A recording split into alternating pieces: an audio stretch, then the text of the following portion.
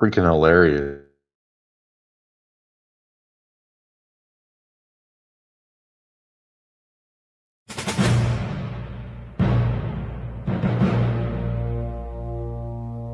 By order of Emperor Karl Prosek,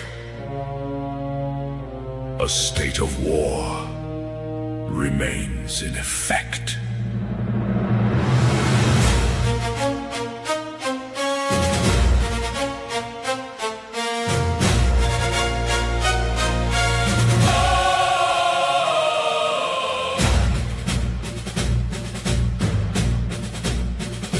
Black steel columns greet the dawn. Chi-Town's cadence leads us on. Order spoken, banners drawn. Visor down, the march is won. From the burbs to borderlines, we raise the skull to guard the home. Dead boy armor in perfect ranks, every plate and seal like stone. Samus wings ignite the sky, engines promise overwatch. Skellbot lines patrol the dark, lock the sector, seal the notch. Lockstep, lock steel, keep pace, keep real. Code clear, gear checked, black banner. One will for the coalition, for the states we stand. Peace through strength, a disciplined hand. Chi-Town calling, hear the mandate's tone. Safety secured, the future is won.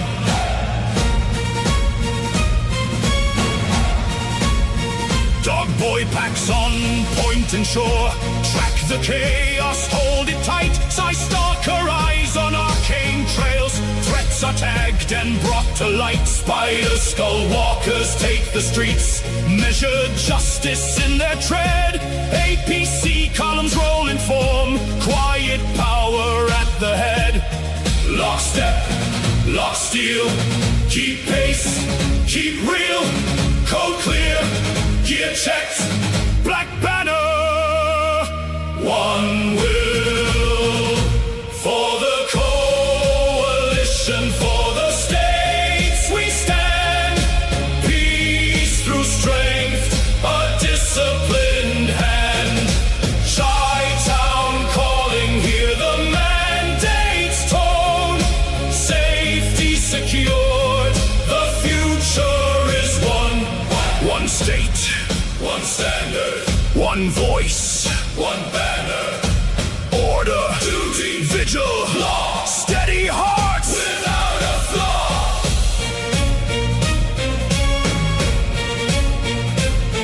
By Prosek's word our vows align. Steady ranks and steady aim. Streets are guarded, borders clear.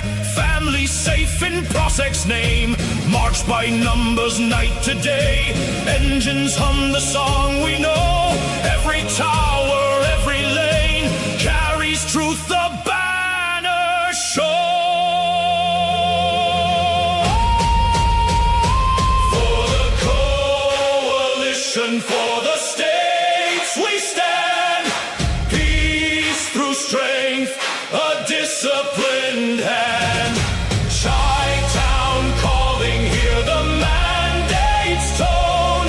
Safety secured, the future is won. For the coalition, every watch and ward. Honor in the order.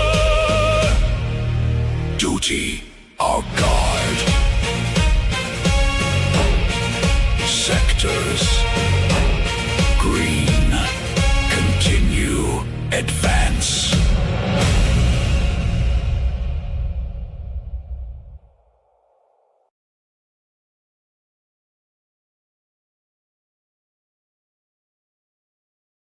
Hello, Legionnaires, and welcome to episode 284 of Legitimus RPG Digest. I am John Maxley Auschlow. Along with me today are Brett Heathen Dog Grissomer, Kevin Boom Gun Siembieda, and Transdimensional Sean Roberson, who join us for another episode of Gamer Talk. Today, we are going to talk about resources and rifts and playing good Coalition. After you heard that, aren't you inspired?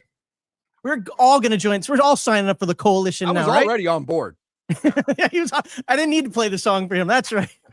But playing a good coalition or Empire of Humanity character, and maybe we have another one to throw in there as well after last week. But if time permits, we have a few other questions we can add to the mix thanks to our Discord members.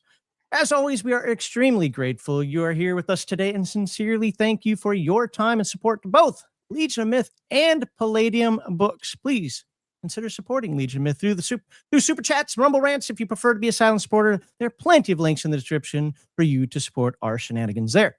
Rumble rants, super chats, less than $20 will be read at the end of a segment or whenever we actually have a good, legit spot to stick it in there, kind of a transition period there. Well, those are $20 or more. We will read as immediately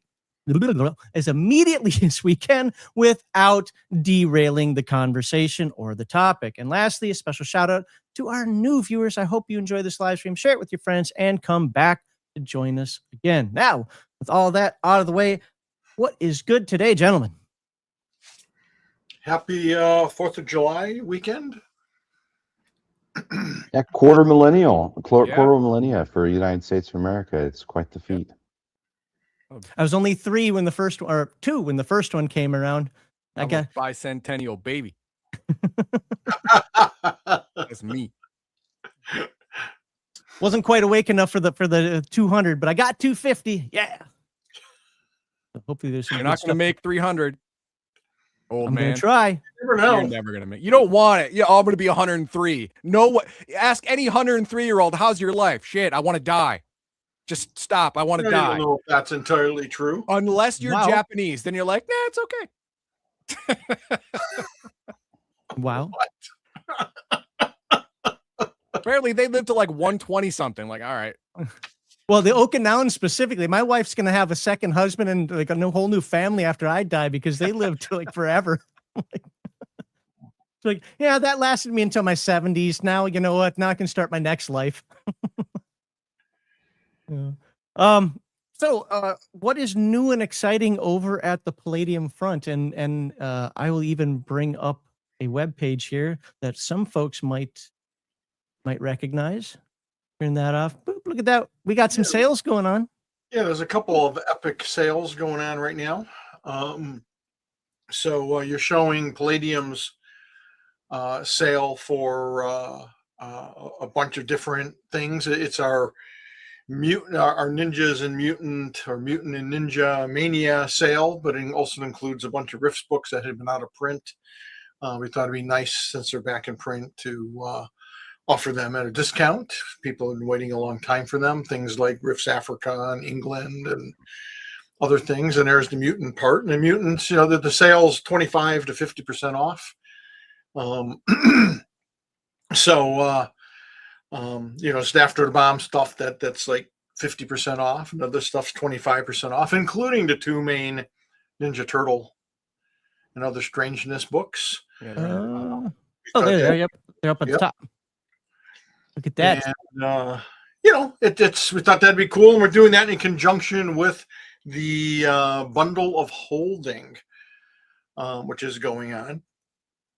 Oh, look at that, man. Max was like really I just ready. found out. Well, see, I didn't have internet for the last couple of days, so I was scouring my email going, oh, crap. And this popped up. It's like, oh, well, going to show that as well. So,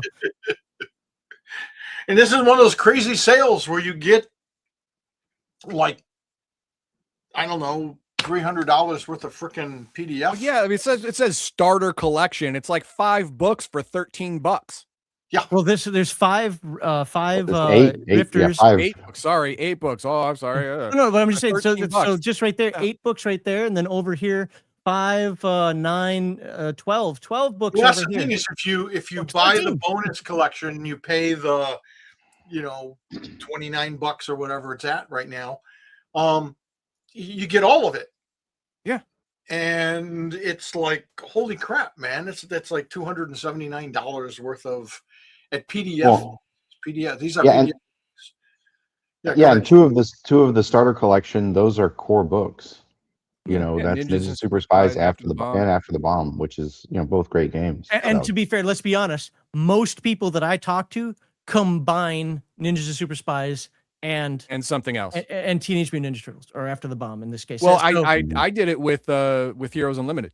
Sure. But I'm saying, as far as the books in this Right. in this collection, No, they all those go are two together that- really well. Yep. Yeah. So interestingly, I'm gonna actually have to back this, even though I have most of those books on PDF. You know what I don't have in PDF? What's that? All the old TMNT books. I only have those in physical copies. So I need my Roadhogs and let's see what else. See, they show them down here. Ninja Super Spies, After the Bomb, Roadhogs, got some Rifters in there. Where's the advanced version of this? Hold on. Scroll up. I guess I have to. It's the click red on one. it. You just passed it. The bonus collection. Oh, Yeah. okay. I see. It just keeps going down. So Mystic China, Mutants in Orbit. I think I might have that in PDF. I'm not sure, but this just says Well, all it's not five. just Mutants So, in Orbit. It's yeah, it's all Mutants five. Down Under, Mutants in Avalon.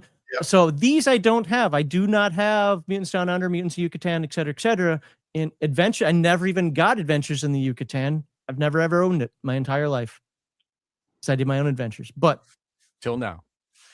until I finally, after this stream. Well, go there. they have pretty cool setting information too. It's Yeah, fun and tons. creative.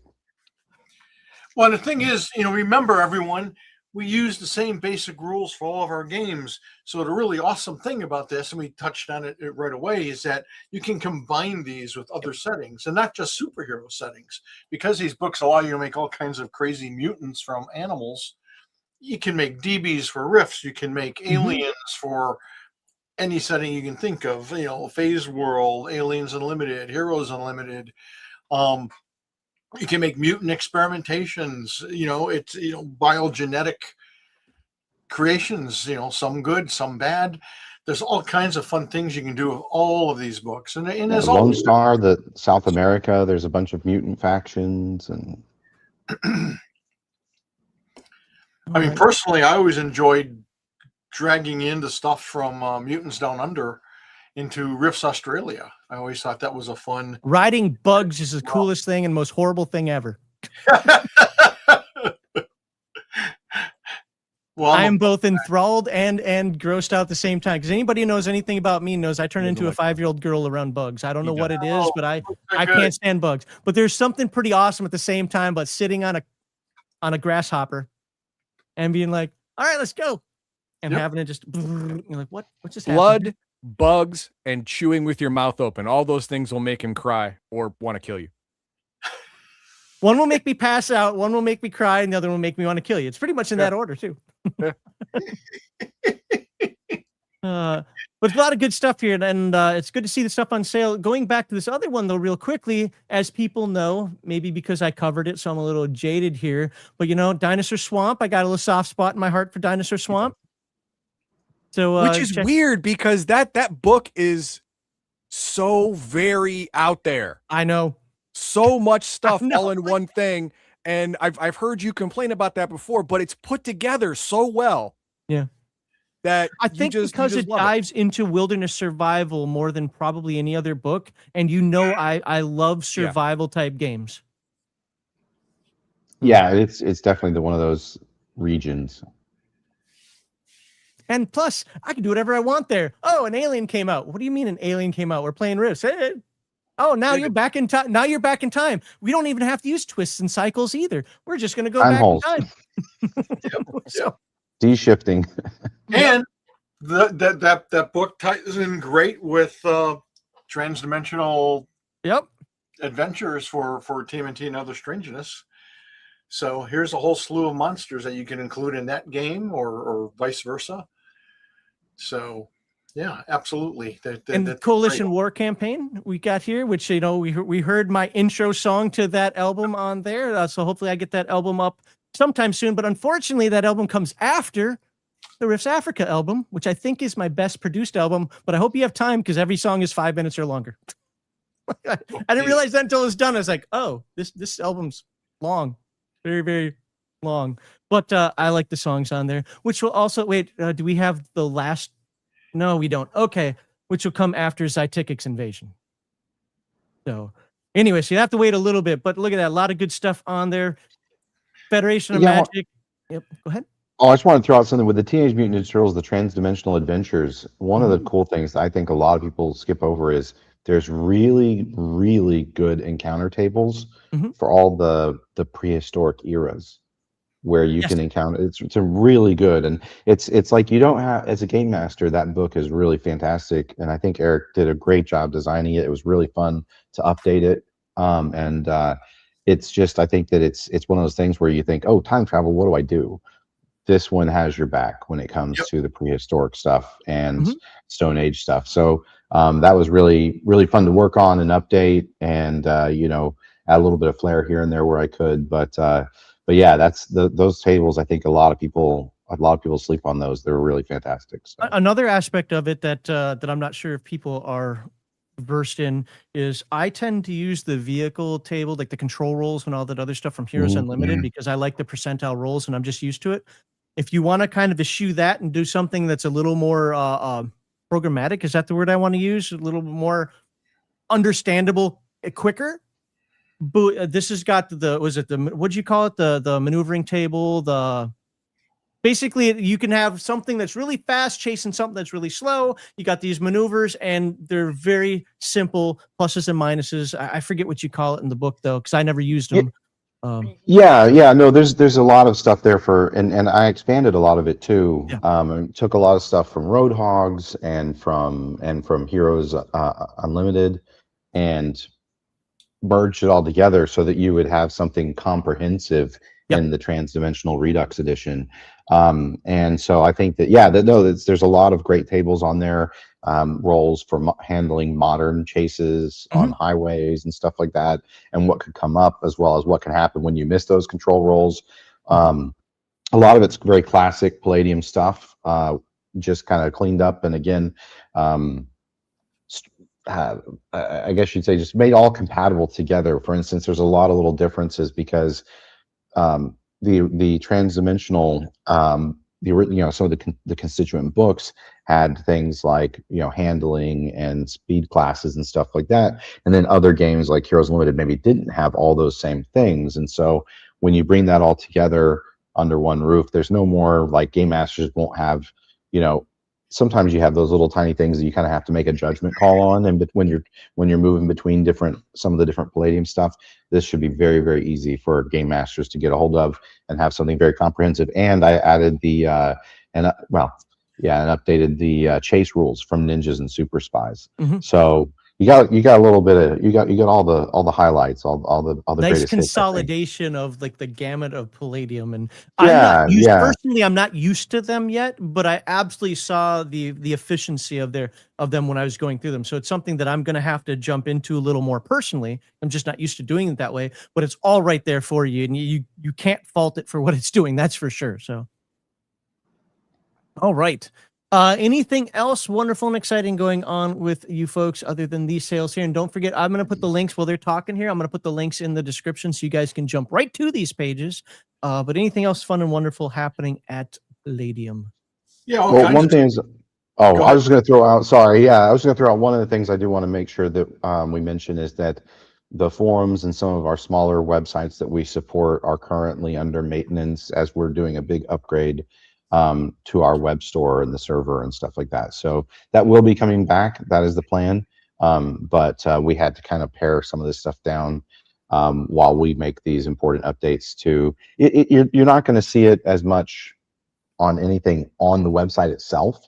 It's just that as we finish the server upgrade and transition, I think you're going to find that you have a lot easier access to the store. It's more responsive, things like that. So.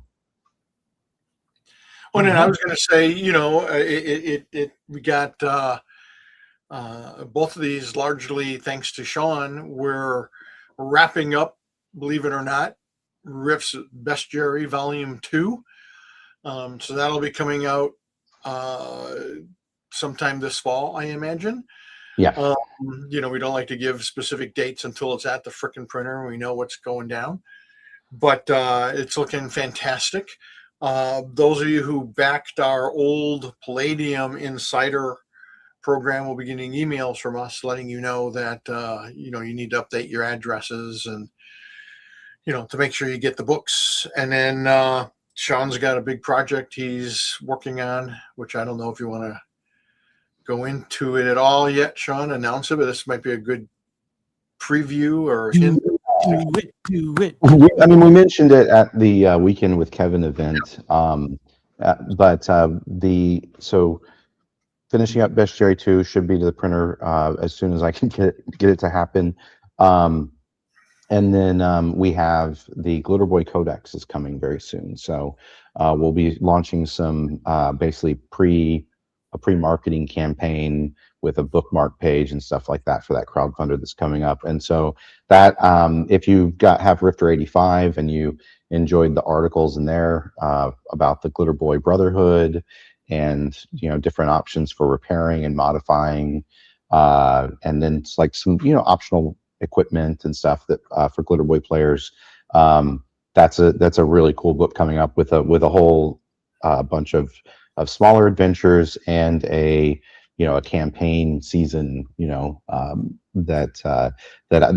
which is going to be very similar in format, the adventure material, to if you enjoyed the Teenage Mutant Ninja Turtles Redux edition. I put a lot of effort into making sure that a lot of the adventure material was, anything that could be read aloud text became read aloud text. So it should be super easy for Game Master to just pull out the adventures and run them for the players as they play through. We're making some big efforts, and if you've read the Palladium Style Handbook, which came out last year, we're making efforts to make sure that our adventure material is as easy as possible to run, just pick up and run, so that everybody has a little mix of, we'll still be doing things like, Palladium is well known for great encounter tables and hook, line, and sinker ideas and stuff like that, but also adventures in every book that you can just pick up and run with. So Nice. just trying to make life fun and exciting for everybody. But there's a lot of also it's very expanded from the Rifter 85 articles. Obviously, it's going to be a 128-page book, and the art is real nice. We got Stephen Cummings. Why did you pick Glitter Boy Codex when when I talk riffs, nobody knows what a glitter boy is? What? It's funny. I don't know, crazy thing. We just decided, let's just do a big splat book on the Glitter Boys. Yeah, it was Let's a really do something that might be popular. It was either What that the or the heck? City Rat. Right. The City Rat Codex. That actually might be an interesting book. It could be in and of pretty cool. itself. Well, part of the reason we're calling this a codex is because if you're familiar with the codexes, they're usually illuminated or hand painted manuscripts that were hand transcribed. And so this book is going to be the first full color riffs book. We're going to have the traditional perfect bound, soft cover, black and white version of the book. And we're going to be offering, for the first time ever, a hardcover full color book. And this is part of, the 45 years of Palladium. We just wanted to do something neat and see what the fans think. But the art is great. If you enjoyed the art for the Turtles Redux edition, I think that you'll really like what's going to be in this book, because Mike Majestic is doing the colors for this book as well, and the cover, the cover is actually an old Kevin Long drawing that Kevin had in the archives. So I think that's good. People are going to really enjoy the cover. It looks really smashing. We'll be launching that soon as part of the pre-marketing campaign. That'll be the big hero image that everybody gets to see. But the interior art is by Stephen Cummings, and Kevin and I have been working very closely with him to make sure that you can see how the human actually fits in the Glitter Boy and stuff like that. It's really cool. I think people are going to really enjoy reading through that book. So awesome. So as you guys can see, lots of things going on, and I'm sure there's 100 more things they're not telling us about. No matter how much behind the scenes we try to use our zapper on them to tell us more stuff, it never seems to work on. We're going to get it to work one of these days. But careful with Kevin. All right, let's read. Heathen Dog, I've got to open something up here. So do you mind knocking out the super chats while I get this open, and then we will go into our today's discussion. All right, reverse order here. We go. Reagan says, "Happy 4th to Legion Myth. Thank you very much, and Palladium Books. Excellent. See everyone at Gen Con 2026. Not us. The heat wave is finally over in Northwest Indiana. Not That's over good. here. It's over here too, but instead we got this giant micro storm. that came in, and it took down. My wife went around the neighborhood with the dog, and it took down a telephone pole. To half the other half of the neighborhood has no power. You know, it was a freaking disaster, and the storm lasted, I swear to God, like 7 minutes. That it was amazing. We got hit with it, I think, first, and I was shocked that Palladium, because we always lose power here, it seems like, and everybody around us had lost power, and there's a nearby street called Lots, and trees were down and huge branches were down, and yet we still had power, thank goodness, because I lost power at the house, which is like 2.5 miles away.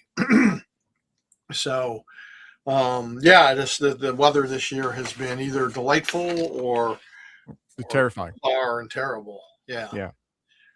And then we have something that one of the two things that we do have to talk about later. But how does the retro savage in Dead Rain survive a convergence? We were reading the book and we had that question.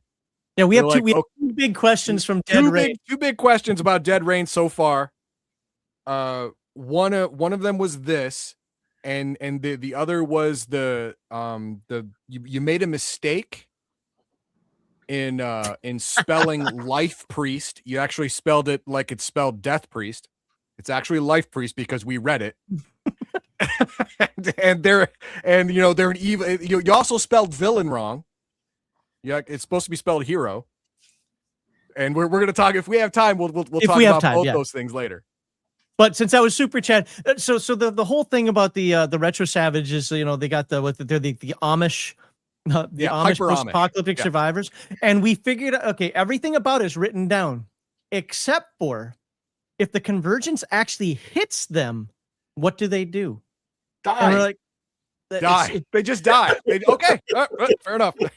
No, really, what? Because it's going to happen. It's not a matter of if; it's a matter of when.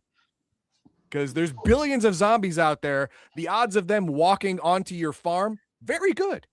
But here's what I don't want to do, and I want to be very clear about this. I don't want to put them on a spot for a question that they're like, hold on, I'd have to read that again. It's been like 5 years since I looked at it. So I do want to be careful about putting these guys on the spot for something that they haven't had a chance to actually look into. But if you do have a quick answer, awesome. If not, we can move on. Yeah, I mean, it's like any survivor. You either have to, flee and avoid them or die. Seriously. I mean, you got to fight them or hide and whatever. But they're not probably going to fight them because they believe that this is God. They're the children of God. Yeah. Right. So, they're just going to try to avoid those kind of situations. And when they get converged upon by the undead, I guess it was God's will, right?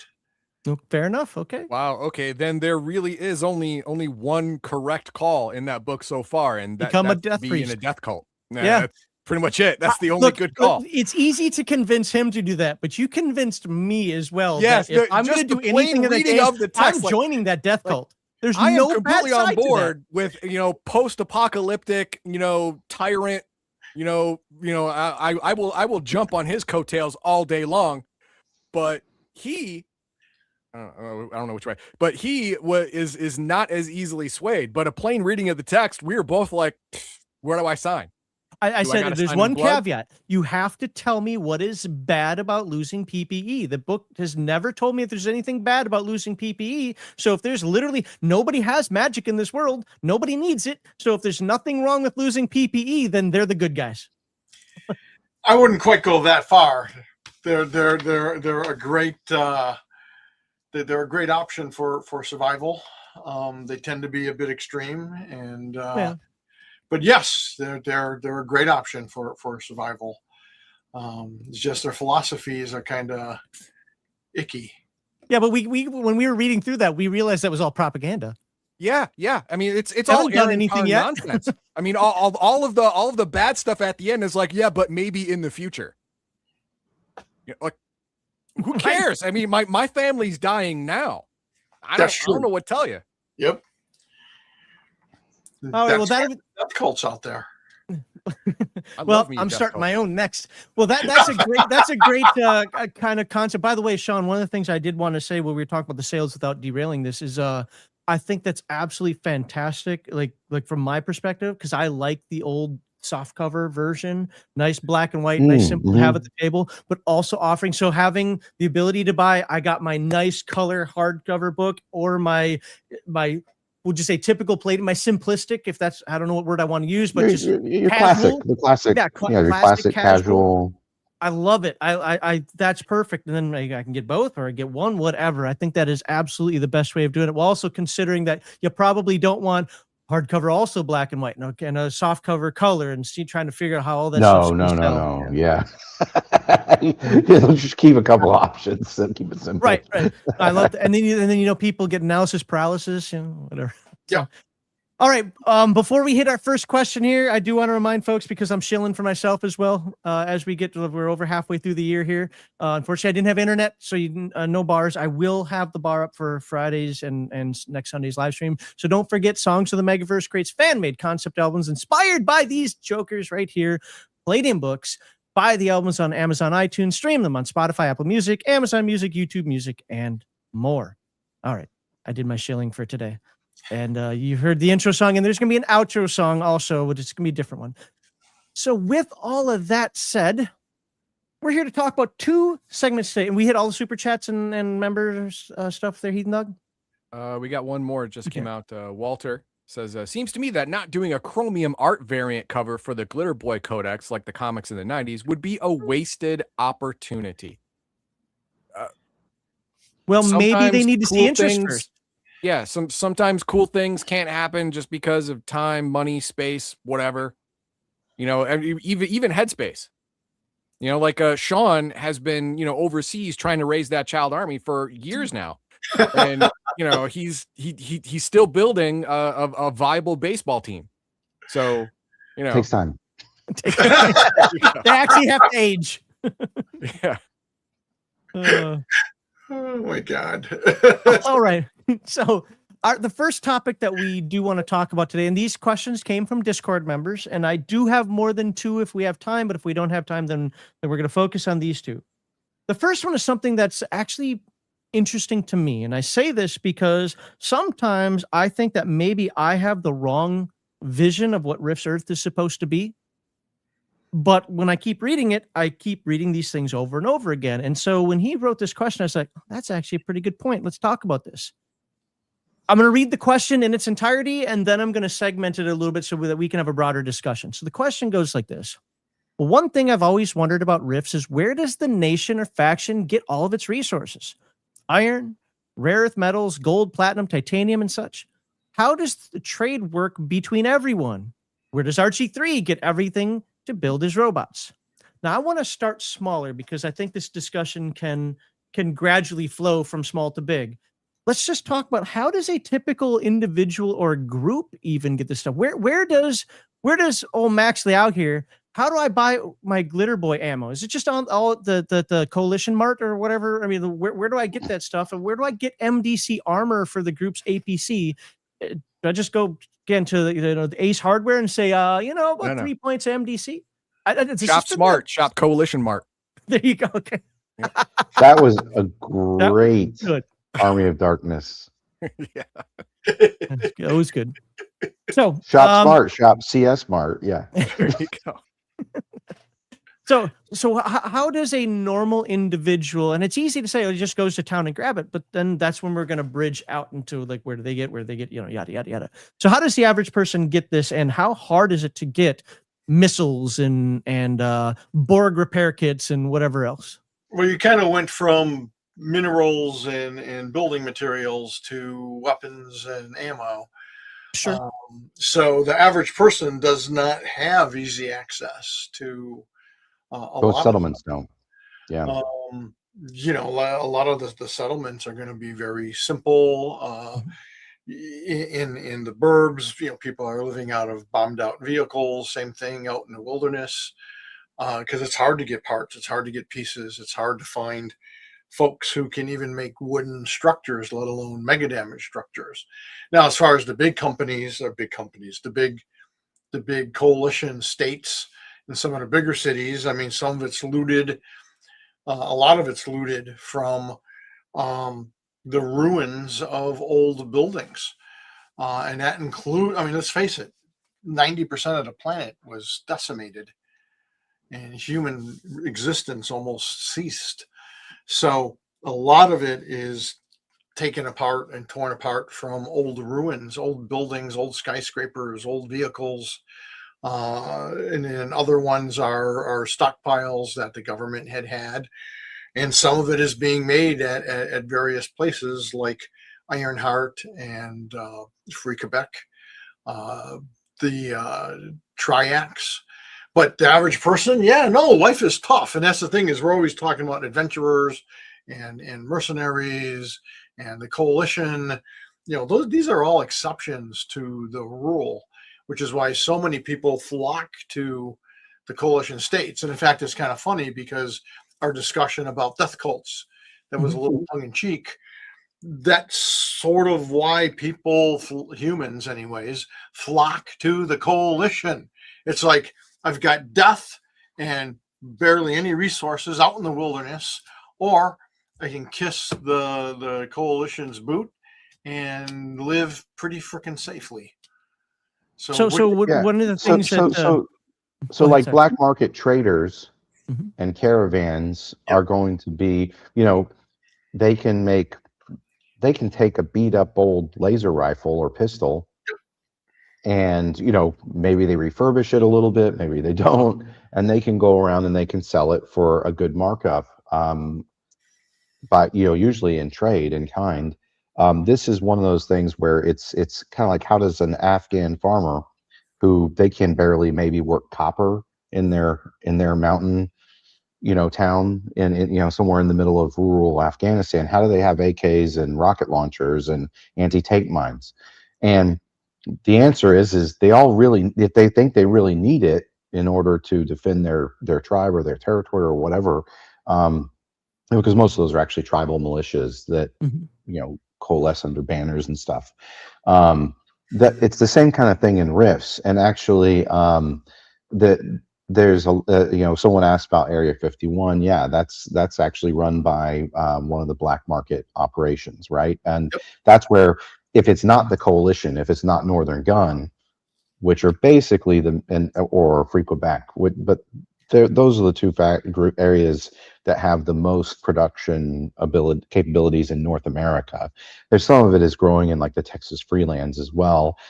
There's also the Redstone Arsenal with Golden Age weaponsmiths. But a lot of this is actually, if you look at Golden Age weaponsmiths, Wellington Industries, a lot of it's actually low tech. Northern Gun.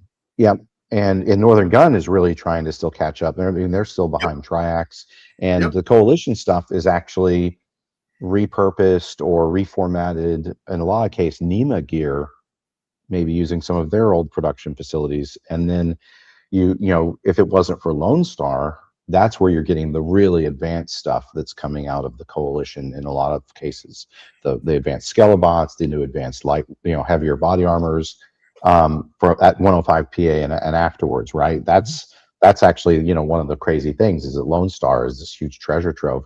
And as Kevin said, the relic salvage operations and the salvage operations, you can pull tons and like literal tons of steel and copper and all these elements out of ruins. They're buried under ash, and there's a whole layer of stuff, and there may have been other things that happen, and it's very dangerous, but it's extremely profitable.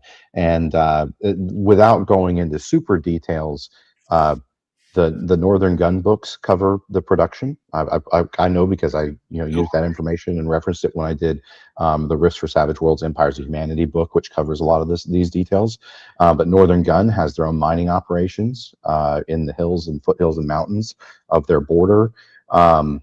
And then to the Upper Peninsula.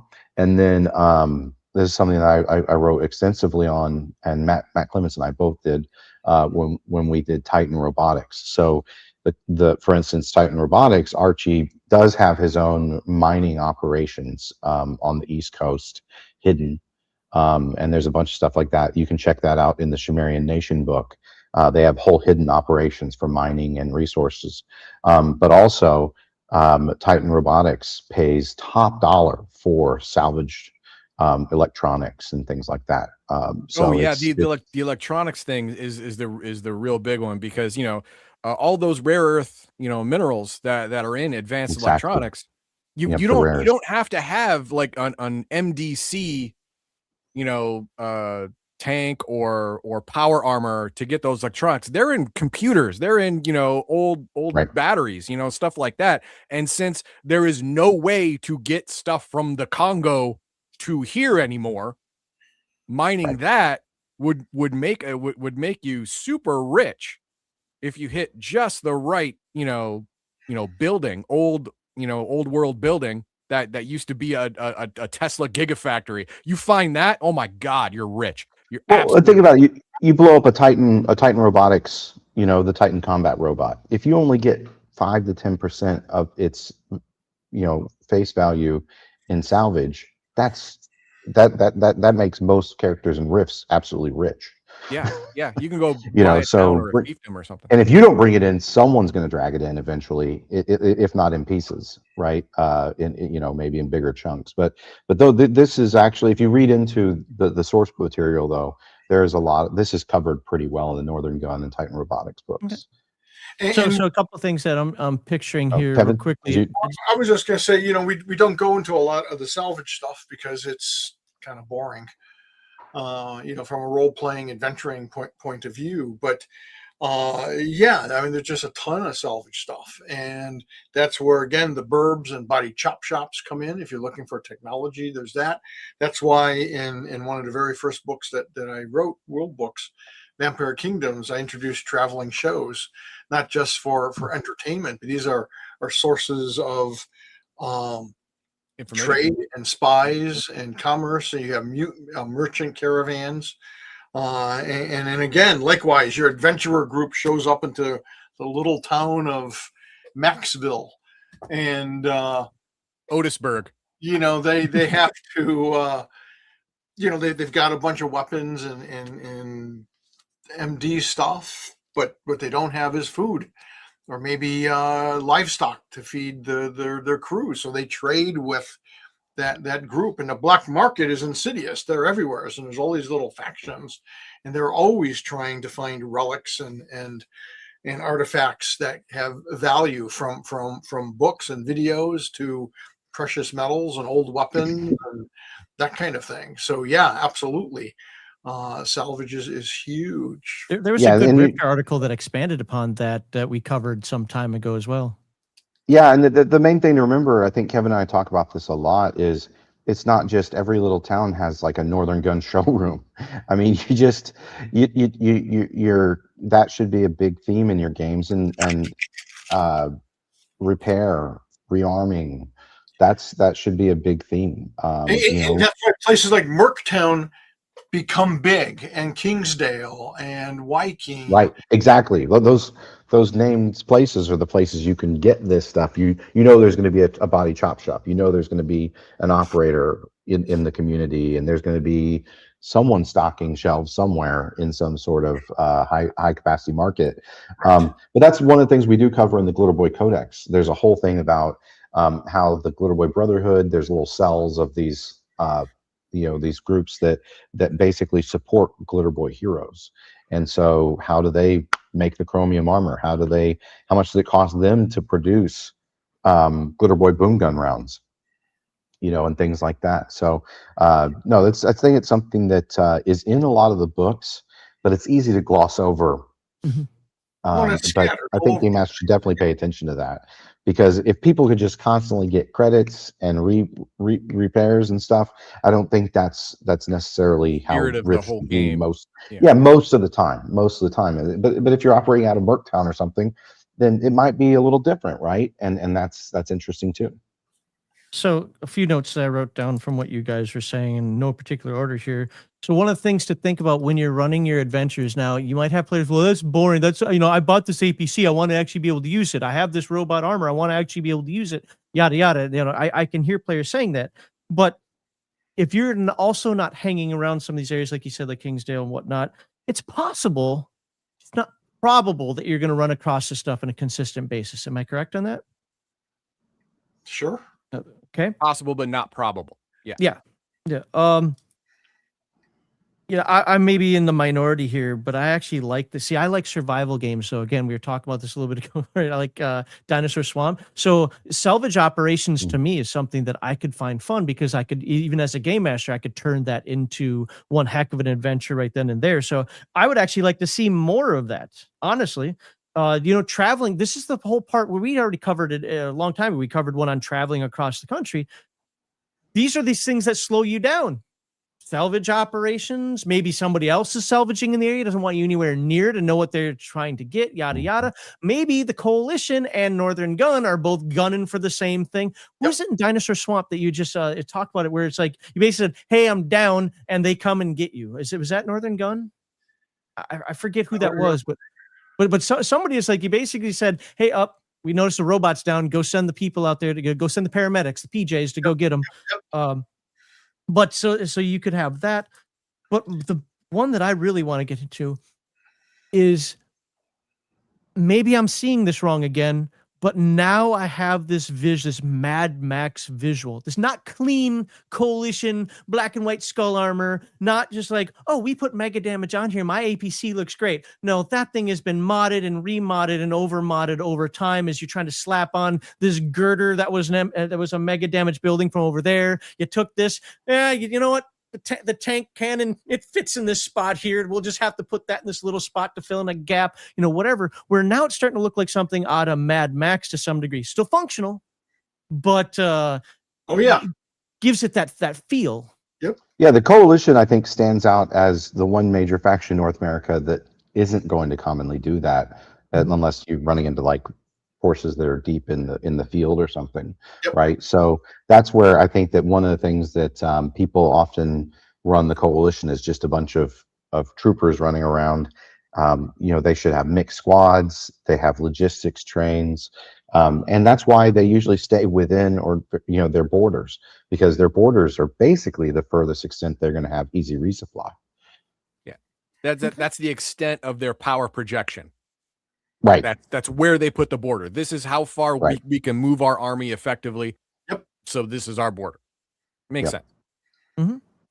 And then one other question I've got before, we tackle maybe the next part, or anything else you guys want to say on that, is how does, I don't want to use the word criminal, but I'm going to do it for the ease. How does a criminal or a lowlife or somebody that might not be welcome in some of these places, maybe it committed a couple atrocities, I don't know, putting a plasma grenade, whatever that was that you blew up a bunch of civilians with, I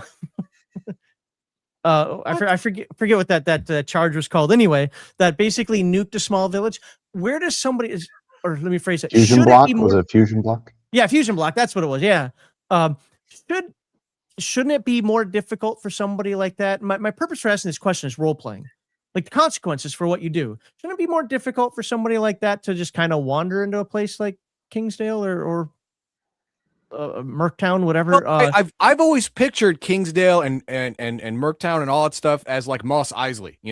There are a lot of criminals there. As long as you don't do dumb crap here, your money's still green. But as soon as you start doing dumb crap here, well, now your blood's going to be on the floor. Yep. I think there's a lot of don't ask, don't tell type policies in most of these towns. Like Heathen Dog was just saying, if you're not causing problems, you're not threatening people, killing people, that's fine. That's why you're going to see some of that in the Laszlo book, where, that's another location of civilization that focuses on magic. But and I know some people find this abhorrent or inappropriate for what they envision Laszlo to be, but Laszlo looks at most mages who are trained outside of its borders as dangerous barbarians, because they know all kinds of combat spells and things that manipulate other people, and that's not cool in a civilized environment. And you have to be careful. and you let them in and you talk to them, but you're really careful about what you, in the case of Laszlo anyways, about what you sell to them or what you teach to them. Like I think a lot of gamers want the Laszlo book because they think, oh, this would be a great way where my ley line walker can walk into town and say, hi, teach me the earthquake spell or meteor. And it's like, no, that in fact, that's exactly what the Laszlo mages and authorities expect from people from outside of Laszlo, where in my mind, there's signs all over the place, much like the old They Live movie, where there's all these propaganda signs and reminders. And one of the reminders is throughout Laszlo, especially in the sector that's gauged for visitors and mercenaries and outsiders, is use magic responsibly. Because that's the thing, you wield this power that the average person doesn't have, and that gives you a huge, arguably unfair advantage. So you need to use your magic, use your knowledge responsibly. And it's a similar thing in all these towns. In my mind, let's say we have a little settlement and people come into a bunch of mercs come in. Here's a guy in a frickin' glitter boy. Here's a guy who may or may not be a cyber knight. And holy shit, is that a crazy? They're called crazies for a reason. People may go, oh, hey, welcome, and buy our food and stay and help us with this or that. Let's trade services or services for goods. But they're leery, they're nervous, and that's something I've had for years. I wanted to do a book that talks more about the towns and what's out there, because that's why you need champions. That's why your player group may sooner or later become attached to a group, or to a town rather, because the group is its defenders, its protectors. So when a group of badasses or bandits or criminals or raiders come into town and don't just think, hey, this looks like a nice place, we should take it over. Well, wait a minute. They've got a mage, or maybe even a dragon, or some other powerful being who's going to say, this is my town. I protect these people. You need to behave or get out or frickin' die. And and that's also why a lot of these villages and towns, and it's something I wanted to put in for a long time, and I want to get to at some point, is you visit the little town of Happyville, and it's a happy place, and you have trade, and the people are wonderful, and they're nice, and you come back 3 months, 6 months, a year later, and maybe that town or village isn't even there anymore, because Rifts is a dangerous place. Something ran roughshod over it. It got wiped out. Forget about natural disasters even.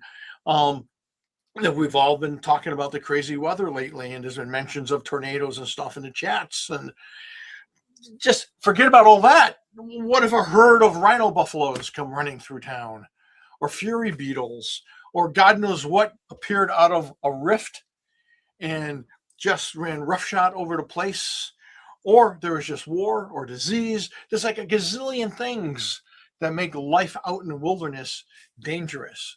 And we don't really think about that stuff because, we live in civilized countries where that kind of stuff is not commonplace. So we don't think about it.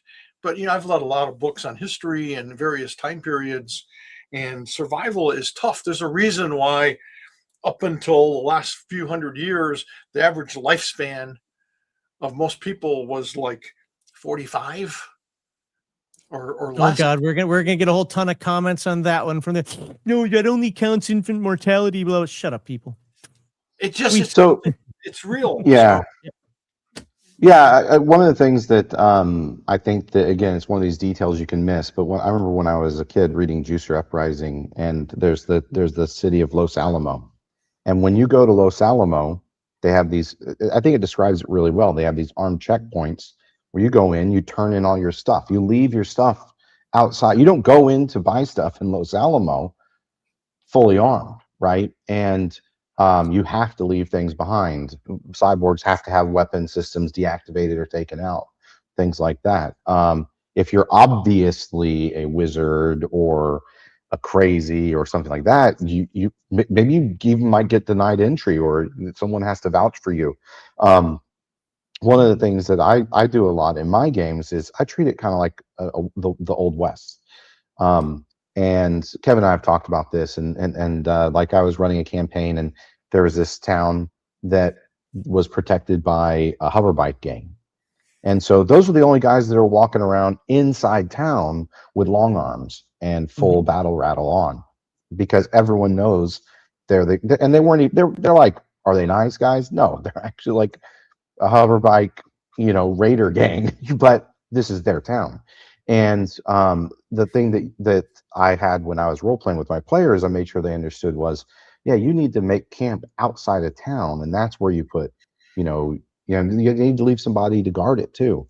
That the Glitter Boy pilot had to get out of the Glitter Boy, right? Everybody took off their heavy body armor. In Rifts, most characters start with something light and maybe something heavier or for battle, right? And so when you and sidearms and long arms, right? So when you go into these smaller settlements, unless you want to start trouble and you're looking to start trouble or start trying to intimidate people or threaten the local powerhouse, because there's going to be one. There cannot be a power vacuum in Rifts like this, right? It gets filled instantly. So you're gonna be carrying maybe a sidearm, maybe you won't be brandishing probably even swords, right? Some light body armor like Plastic Man, Urban Warrior, something like that. Glitter Boy pilot suit, and that's still the Cyber Knight, the Glitter Boy pilot in his pilot suit. That they're going to get treated very well, probably, right? Because as long as no one knows that they're not bad guys. But these characters aren't common, just because you see them as OCCs in the book doesn't mean that that there's just Cyber Knights and Glitter Boy pilots and Techno Wizards walking around in every town. They're not people you see on the street. So it's a big deal, and most of them are going to have some sort of reputation, or get one very quickly. And so I think that's really important too to remember, is that if you mess up stuff, you mess up some town, you blow up people in a town, yeah, they're going to remember who you are. Word's going to travel. It's very hard to wipe out an entire town of even 1,000 people, right? Or I should say village, right? So the word will travel. There will be repercussions, and game masters should play it that way. And yes, there's a big difference between a fist fight and a gunfight, right? And so that's one of these. It's just one of these things that I don't know if it's Kevin and I, we naturally seem to see eye to eye on this stuff. Always have, but I think those are important distinctions to remember when people get into bar fights. They shouldn't turn into mega damage like slaughter fests. If you do that, you're freaking crazy, and someone's going to put you down. A bad guy might even put you down protecting the community. And like Kevin said, you might come back to a town or a settlement, and it might be changed, or half the people might have died, or maybe a whole bunch of people moved in from another town that got wiped out or flooded or diseased or whatever. And there might be a new sheriff in town, or there might be a bad sheriff in town. And so these are really fun things you can do with Rifts. But one of the things that I think that game masters can do to build up the accountability is also build up. You hear about these characters and NPCs this way, start building up their kind of history of how they've been interacting with the settlement, even if it's really simple, right? Even if it's really simple, but they hear, oh yeah, this hoverbike gang has been taking care of the town, and things have gone well for the last 6 years, right? And whatever, right? Build the reputation of these people. It's that difference between having like a cardboard cutout and something interesting with named characters who have personalities, right?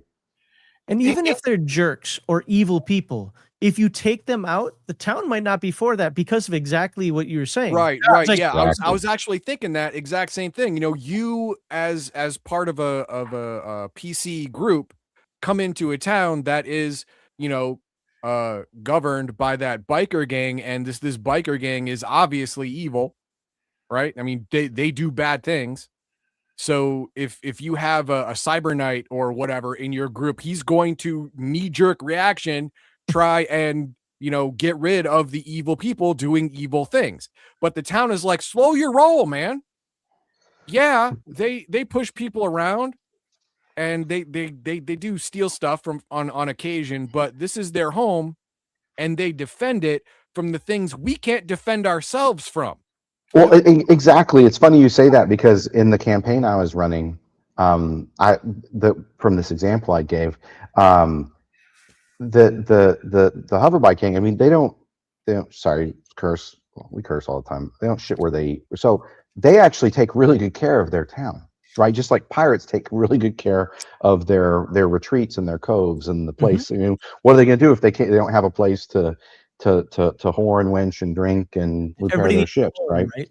Yeah, they're yeah. So the interesting thing was, there was a showdown between Aaron Burkett was playing. He's one of the writers on Rifts for Savage Worlds, and he actually leads that now.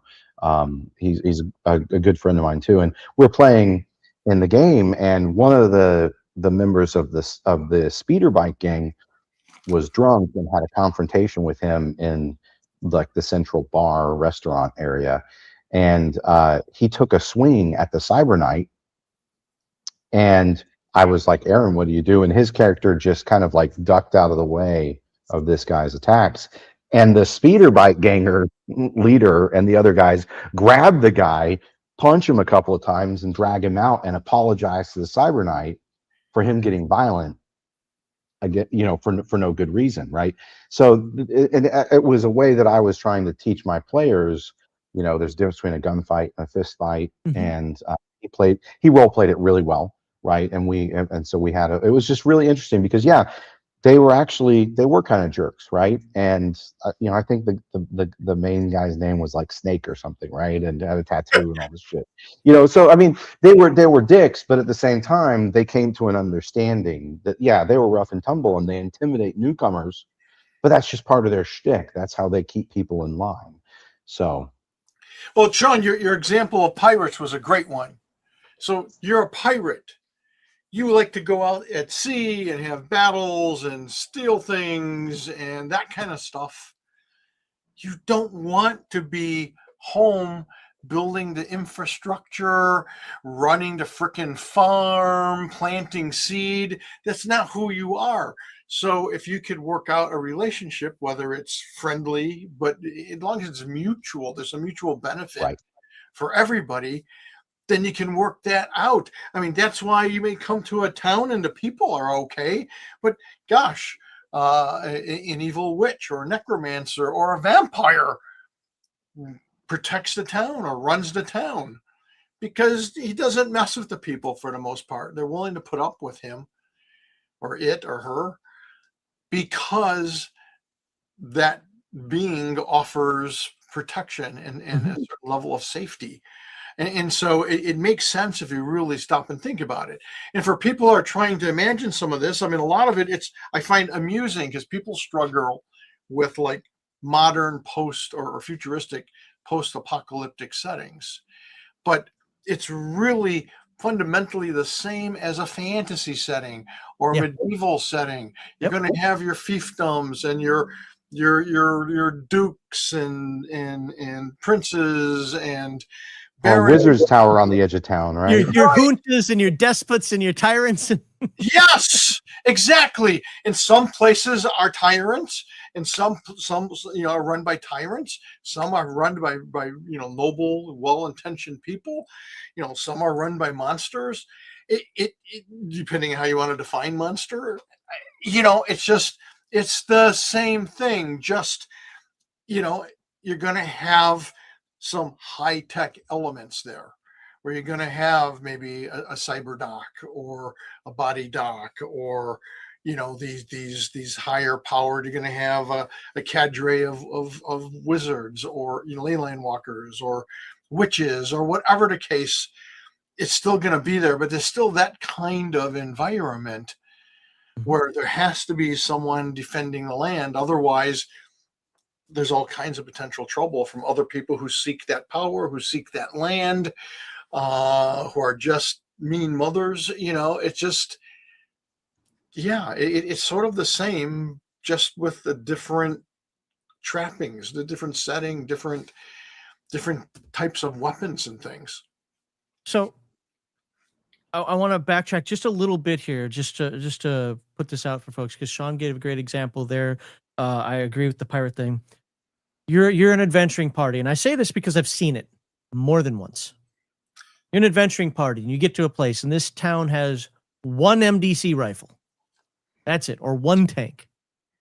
Not a lot, but it's the one thing that they've got. And of course, you're a Borg, a robot pilot, a ley line walker, a mind melter, and you go on in there and you start roughing up the place because they're kind of jerks to you because, they don't have social graces because they live in the middle of nowhere. They don't have time for social graces and putting on, the ballroom dance for you. And of course, you get uppity, crazy, or somebody gets uppity and decides to cause problems. Great. Good job. That reputation is going to spread. Like, what, you bullied some village out there that provides food for 500 people over this way? Sure, it's only 500, but that's 500 more than we were able to feed 2 years ago. Right.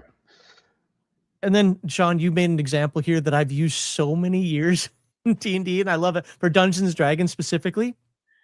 And people get in that fist fight, right? And then they'll draw the swords. And I'll be like, okay, hold up. Imagine you're at a sports bar and you're watching your favorite team play whatever your favorite sport is, and somebody makes you angry, and you pull out a 45. Well, I'd never do that. Well, why would you pull out a sword? Yes, exactly. Exactly. And that's what I meant about the trappings of different technology. Mm-hmm. You wouldn't pull out your sword. You're not going to pull out, a laser rifle or a 45. You think about your environment. Right. And the ramifications. And that's part of the problem is sometimes game masters don't have consequences right. for characters' actions. And that's vital. Because even if that one horse town, one gun town, they get bullied, one, like you said, the group is getting this really negative reputation, which can follow and haunt them. They go to the next town who's got, 3 MD weapons and a cyber knight who protects them. And now that because you messed up our neighbors down the road, we're not going to sell you shit. Yeah, you can't even enter town. Stay here. Yep. And you cause any trouble, and you're going to learn what the word trouble means, kind of thing. That's all important. Likewise, okay, it's a one gun town, one mega damage gun town, but don't they have friends who may be juicers or glitter boy pilots or cyber knights or other heroes or even other bandits, other criminals who rely on that town and actually like that town? We tend to have this horrible tendency to think of bad guys and good guys and absolutes, but there's not. And so maybe there's this group of bandits or raiders who love this frickin' town. They love the people. They don't mess with them because they come in and they say, hey, we demand, hell, they might even demand tribute. We demand so much every season of grain or meat or whatever. And the town provides it, but they're kind of friendly, they're kind of respectful. And the bad guys are like, I like these people. They're good. We have a nice time. They're nice. You come in, you mess with them. This group, whether it's authorities or criminals or villains, they're going to get pissed. Someone's going to get pissed off that you mess with these people, and that someone's likely to be just as powerful or more powerful than you. And they're going to come looking for you to kick your ass and teach you a lesson. And if the player group did that, they need their ass kicked to be taught a lesson, right? Yeah. I mean, it's like just a because you're a bad Magnificent person Seven, right? doesn't mean you're going to do bad things all the time. 100%. 100% of the time. No, you're just because you're like, oh no, I am diabolical alignment. I mean, you can accidentally help someone and be a diabolical alignment, but the more likely thing is that this is in your best interest at the moment, so you're going to do this thing, and it just so happens to be the good thing for the most people. That's just happenstance, but it happens. The mafia is notorious for that. Yeah, they're horrible people. Their town, their area, and if you were their buddy and you messed with this guy, yeah, they're gonna kick your butt. That's what made men are. You're a made man. You are protected by the family who has jurisdiction over this large area, and if you're inside this area, you're a golden child. That's what happens. Is it a good thing, bad thing? It depends on the situation, but it is. All right, let's move this to the next, the final level kind of. We already talked about mining, so we get that. But there are some cities out there, apparently. I'm becoming more and more versed with riffs as I make these albums, that actually have millions of people in them. Now, I understand that they're kind of few and far between, but those people have to be fed. Where's all this farmland that isn't being, destroyed by DBs and monsters and whatever, oh my, everywhere? So, I mean, like, how much farmland is there out there for people just to say, you know what, I'm going to go grab all these corn stalks or pick up all these potatoes because I have an APC and people can't stop me? So how do they feed? How do they continually feed these folks and keep the water fresh? Well, again, you have to remember a lot of the country, we're so used to our environments and our view of what a city or town is. Most of these communities are small. And again, the ones that are named and have reputations, those are the big ones. And they're going to have farm communities and stuff around them that they protect. In my mind, like the state of Missouri is and Wisconsin is mostly farmlands that the coalition controls. Yeah, but there aren't a lot of people. So you can have a little farmstead where you make enough to feed your family. In my mind, there's lots of hunting and trapping and fishing and trading. You don't have all these metropolises like we have in our real world. It's all pretty scattered. So that's a big part of it. Okay. Yeah. Well, the other thing you have to look at is if you go look at, like, for instance, Missouri is, like Kevin said, that's a breadbasket for the coalition. If you look at the state of Chi-Town, that whole area is protected by series of forts and things like that and patrols by the coalition. That's how you have viable farmlands and production and resource extraction and all that kind of stuff. And basically all of that is going to feed Chi-Town and the burbs. Yeah. So the same thing when it comes to Ironheart. I think I would imagine Ironheart a little more dependent on the rest of the coalition for trading, their finished goods for consumable food resources. Free Quebec is fairly self-sufficient, but again, there's only a couple of small.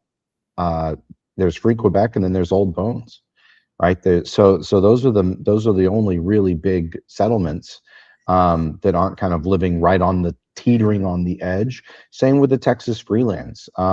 So there's. But I don't think there's any. I don't think even Hughstown has 1 million residents. So we're really talking about a very few places within North America.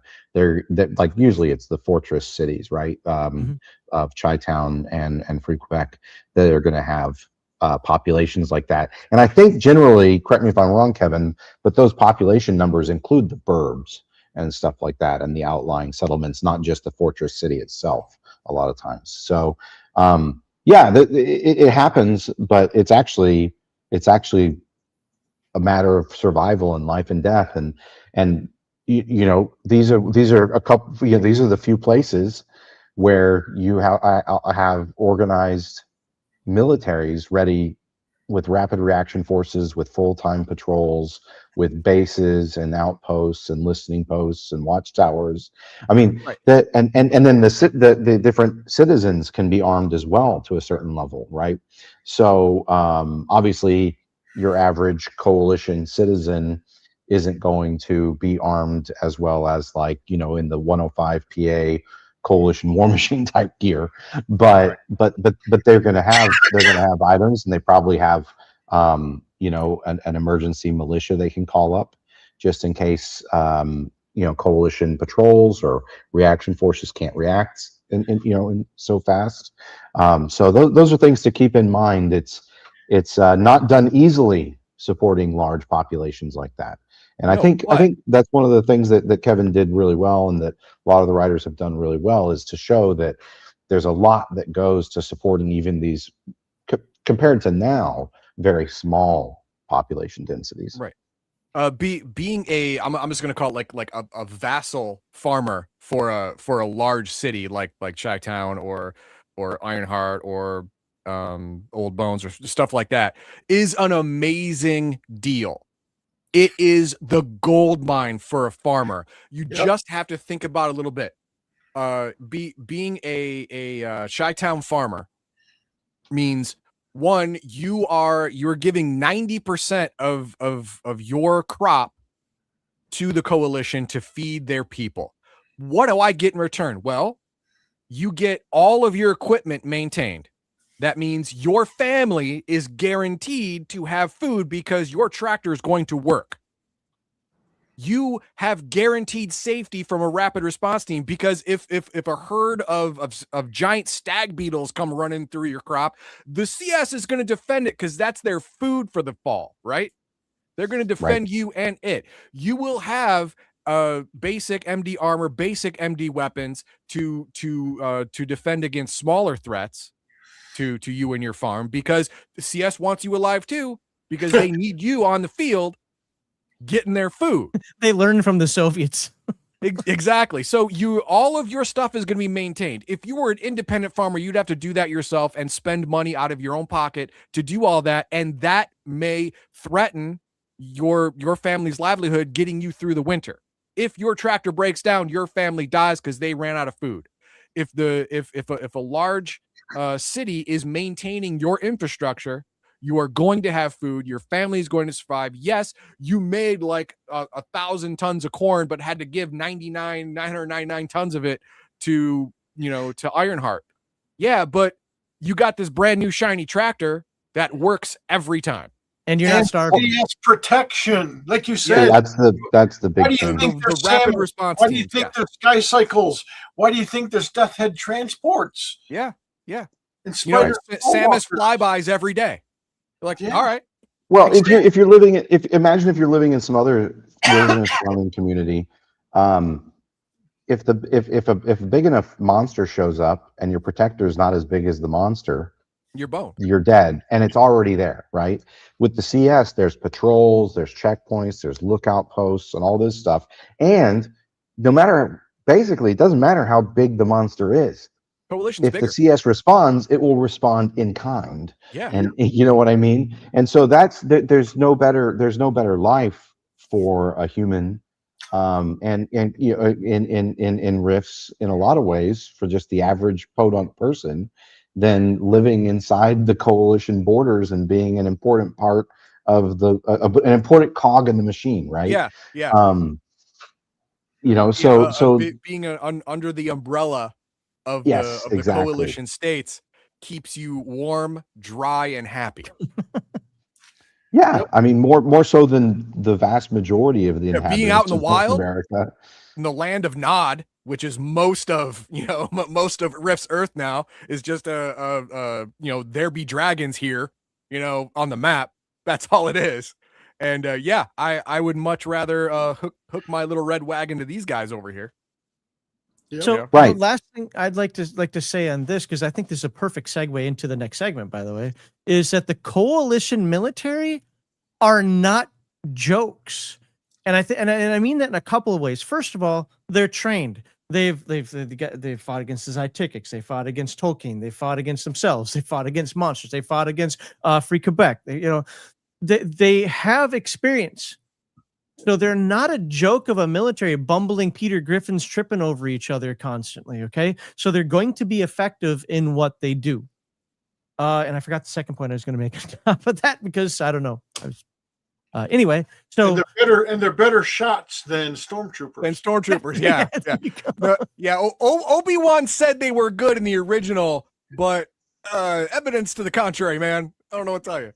Oh, I know what the other thing was, and there aren't just like 5 of them. Look at how many Jericho Holmes himself lost to the Zytikics. It was like 125,000 or something like that he lost, and he still went through with the majority of the army. Yeah.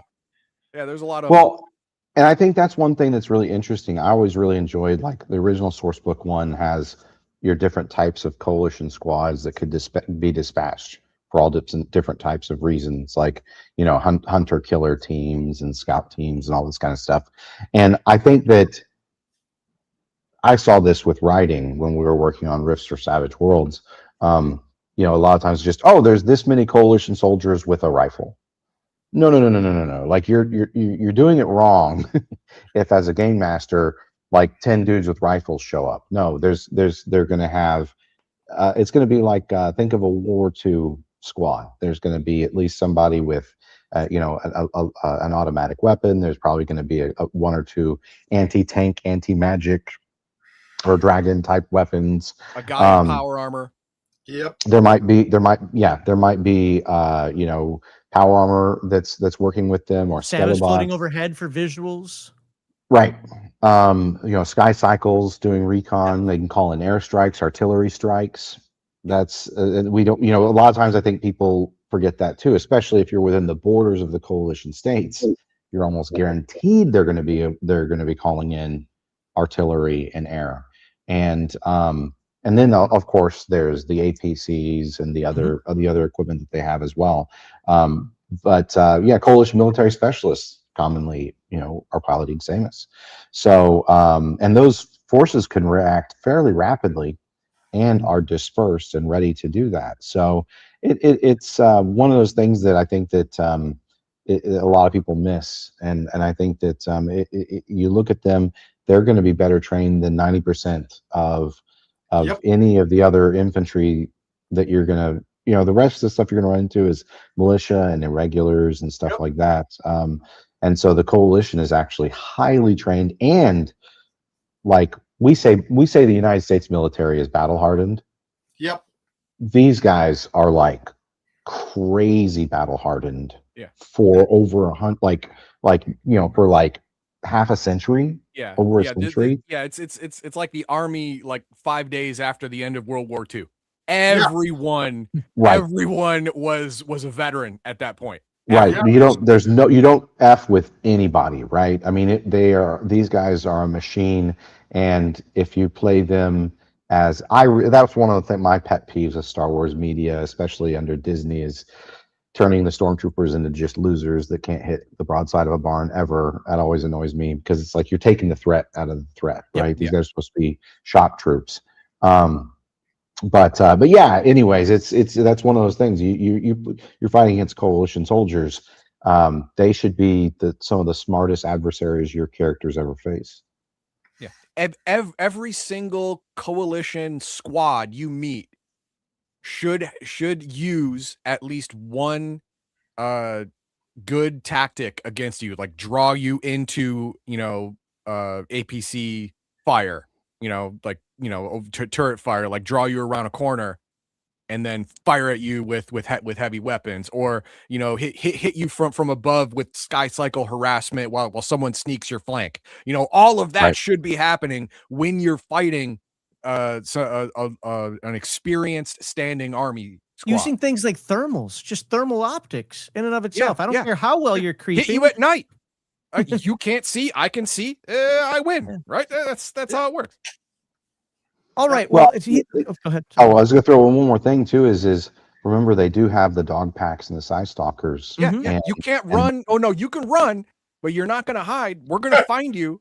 And you can run, but you can't hide. Any of your characters have magic or psychic abilities. They can detect them. They can smell the bloodhound smell sense. Yeah, we're going to run you down like the persistence hunters that humans are. When we catch you, you're going to be out of breath, and then you're going to be dead. And the other thing is, they're not just going to like keep fighting until the last man waiting to all get shot. You take out a few of the guys, if they think that's pitched against them, they're probably going to retreat and regroup and come back with more folk. Yeah. Again, that's one of the misnomers, thanks to Hollywood and television, is that, you know, seems like a firefight is always to the death, and in real life, it's like, oh shit, we're getting our butts handed to us. We need to retreat. Yeah, 10 to 30%. Yep. It was a running joke in Monty Python and the Holy Grail. But I mean, run away, run away. That's so you can fight another day. You know, it's that's how it works. You're not going to stand there and it's against all odds, but I'm going to stand until the last bullet or energy bolt kills me. What are you, stupid? Well, Yeah. everybody wants to be the Alamo because they get to be remembered in history. Well, the Alamo was the Alamo because there was nowhere to retreat. Right. Yeah. There was no retreat. There's nowhere to go. This was it. You might as well die to the last man because that's exactly what has to happen. It's just You can how die many of them are surrendering you or gonna die take out fighting, before right? you die. Yeah. Well, the other thing I think to remember is you don't think of coalition soldiers as stormtroopers. Think of them as American World War II soldiers. Yeah. Yep.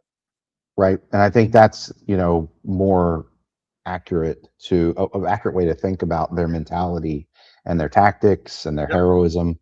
And you will deal with that. You will have to deal with it. Right. So I think, try and get rid of some of that Hollywood stuff. And I mean, I'll name Band of Brothers or something, but something like that is, I think, much more what you're going to deal with when you're fighting coalition troops. Okay. All right, Heathen All right. Dog, do you mind reading some super chats, some member comments, and then we'll move on to our second segment? Sure will. Here we go.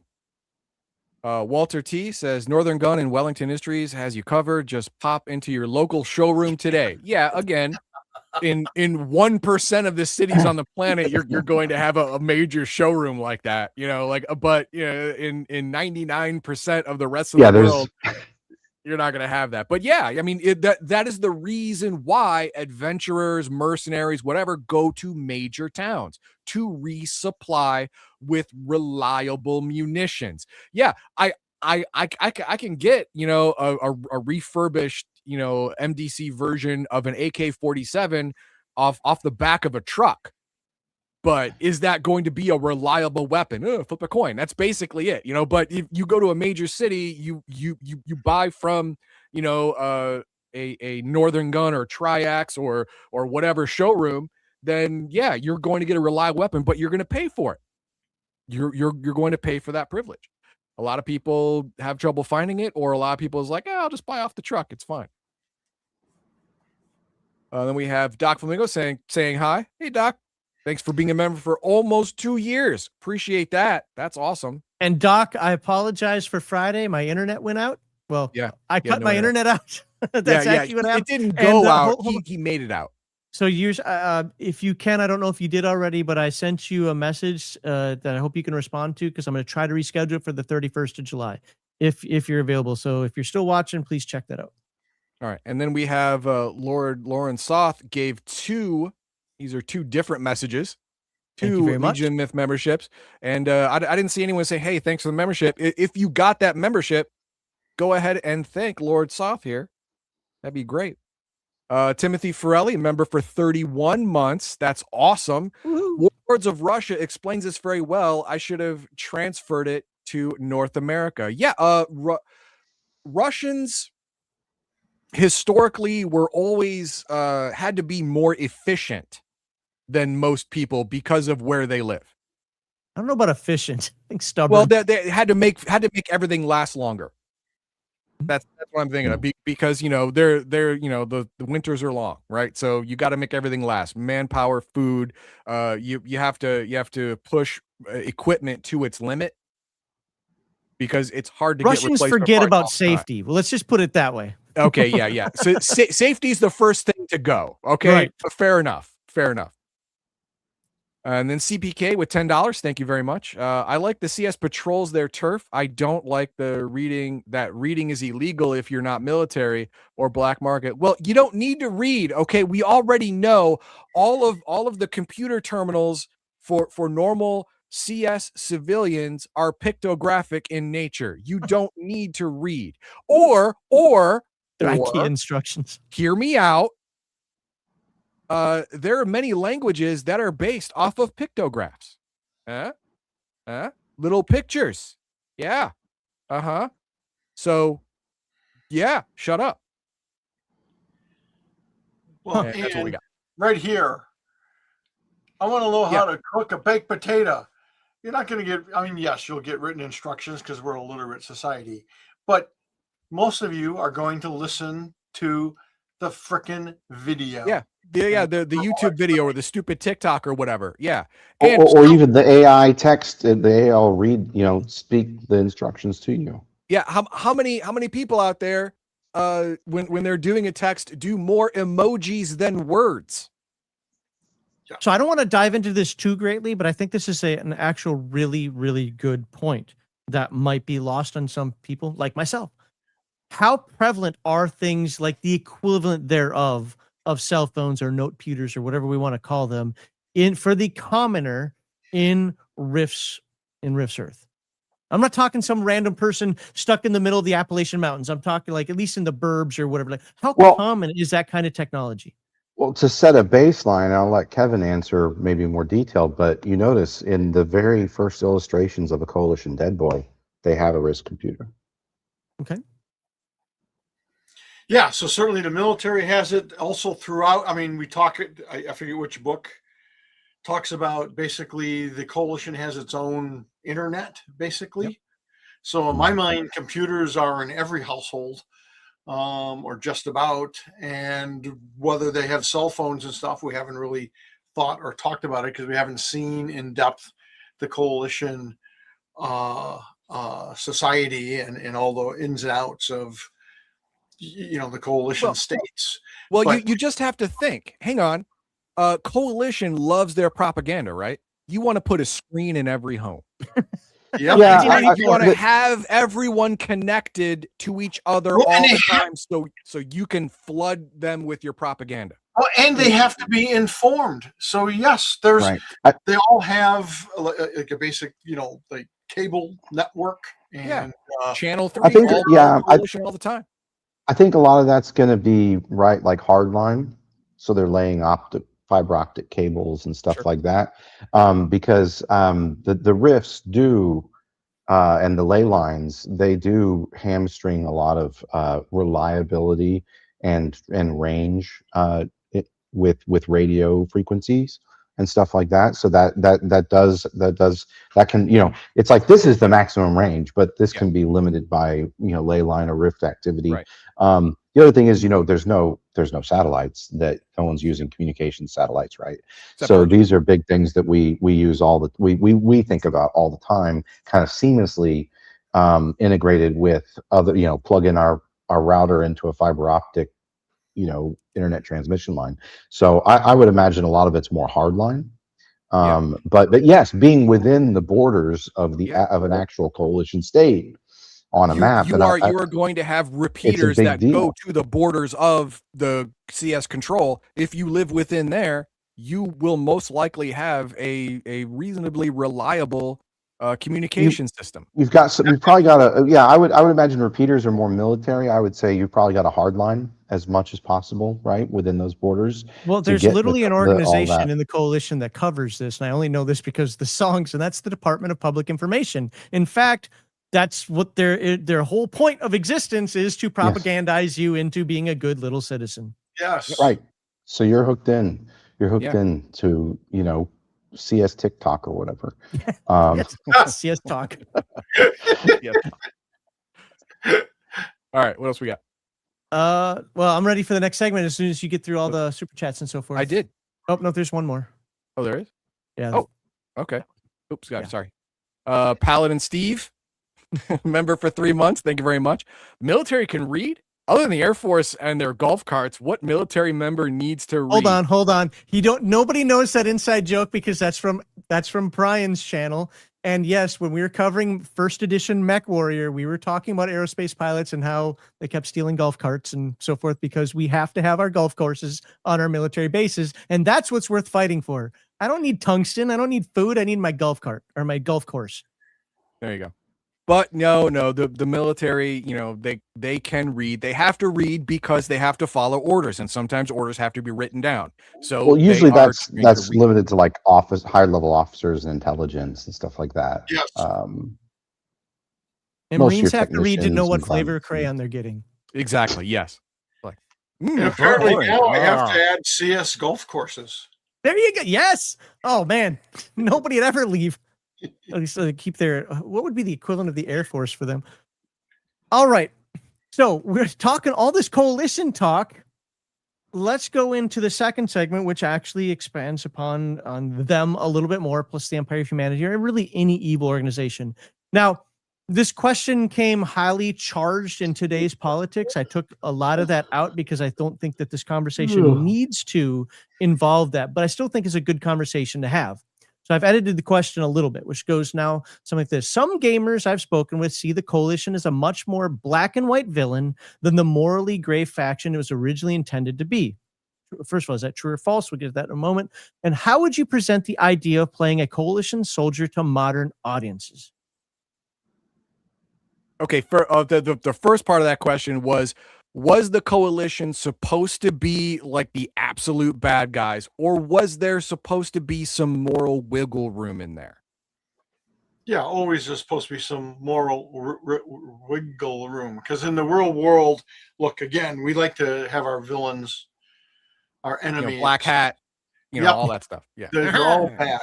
And like, are you telling me every single, pick whatever faction, whichever time period in history, it's our those Mongols 50th anniversary. So I mean, was every British person a bad person? Was every German in World War II a bad person? Who wanted to kill Jews and other people? I mean, no. There's always black and white, and there's always grays. And that's sort of the horror of war, and that's sort of the horror of our world, is that there's always nuances. There's never 100%, good or evil. And a lot of it depends on the leadership of the particular organization or group. Part of it depends on clashing values and society. And the Coalition has all that, always has from day one. And I know some people hate this answer, but look, if you want the Coalition to be the black and white, black hat bad guys, go for it. I don't care. They're if you're a DB, they're certainly that, or a practitioner of magic. They're evil incarnate, because they just come into complete villages of non-humans and wipe them out. That sounds pretty inhumane and pretty evil. If you're people living within the Coalition states, and the Coalition, the whole setup is, our world has been invaded by monsters and aliens, and we're here to protect you from them, and we're going to destroy them, they're a good guy. And that's always sort of throughout history, that's always the moral conundrum of good and evil, and in man's capacity, humanity's capacity to do extremely wonderful and fantastic things, or be horrific monsters that just decimate, lives left and right. These are just some of the things I present. How you want to play it, how you want to look at it, is up to you. And again, can a Coalition guy be a good guy? Can you play the CS as good guys? Sure, but you got to kind of dance around their propaganda, how they've been raised, what they've been taught, how they see the outside world, how they see other beings. And that's where we're starting to have more fun. And I feel like we're bringing in, and we still haven't done everything that we're planning on doing yet, but that's where we're bringing in those grays again, with the whole minion war, where the Coalition is being forced to fight side by side with outsiders, with mages, with DBs.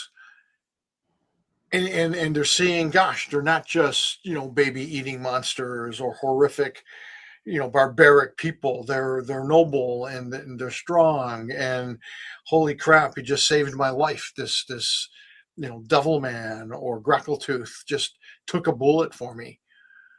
That changes your perspective of the world. And it'll give people plenty of opportunities to play Coalition guys as good guys, even if they're pretty extreme, or to become more open-minded and accepting of others.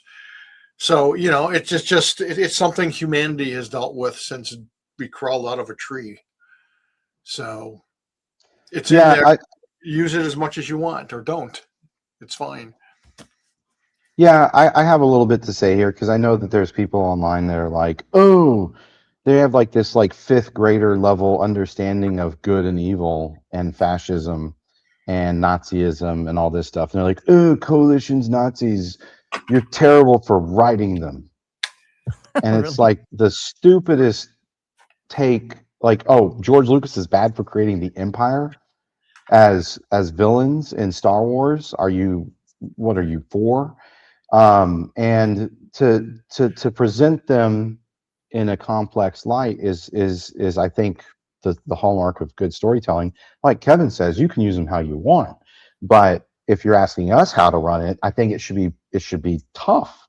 I think if you can deprogram a coalition soldier and bring him over to the good side, that's a noble thing. Gunning down humans or anyone indiscriminately, whether they're coalition or not. I mean, that's questions you gotta think about. I mean, that was, I think, a real missed opportunity in the sequel trilogy for Star Wars, where you have Finn is an ex-stormtrooper, and then he's just mass murdering stormtroopers after that. Yeah. I thought they were going to have an arc where, I thought they were going to have an arc where he was trying to like, get some of them to rebel and stuff like that. And it was just like, nope.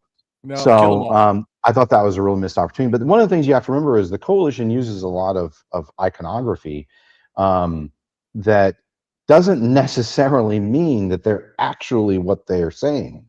Or what that iconography means to us as a modern reader. They're using these powerful symbols from Rome, from fascism, from Nazism, from communism, because they're trying to, they see themselves as the embodiment of these really powerful pre-apocalyptic empires.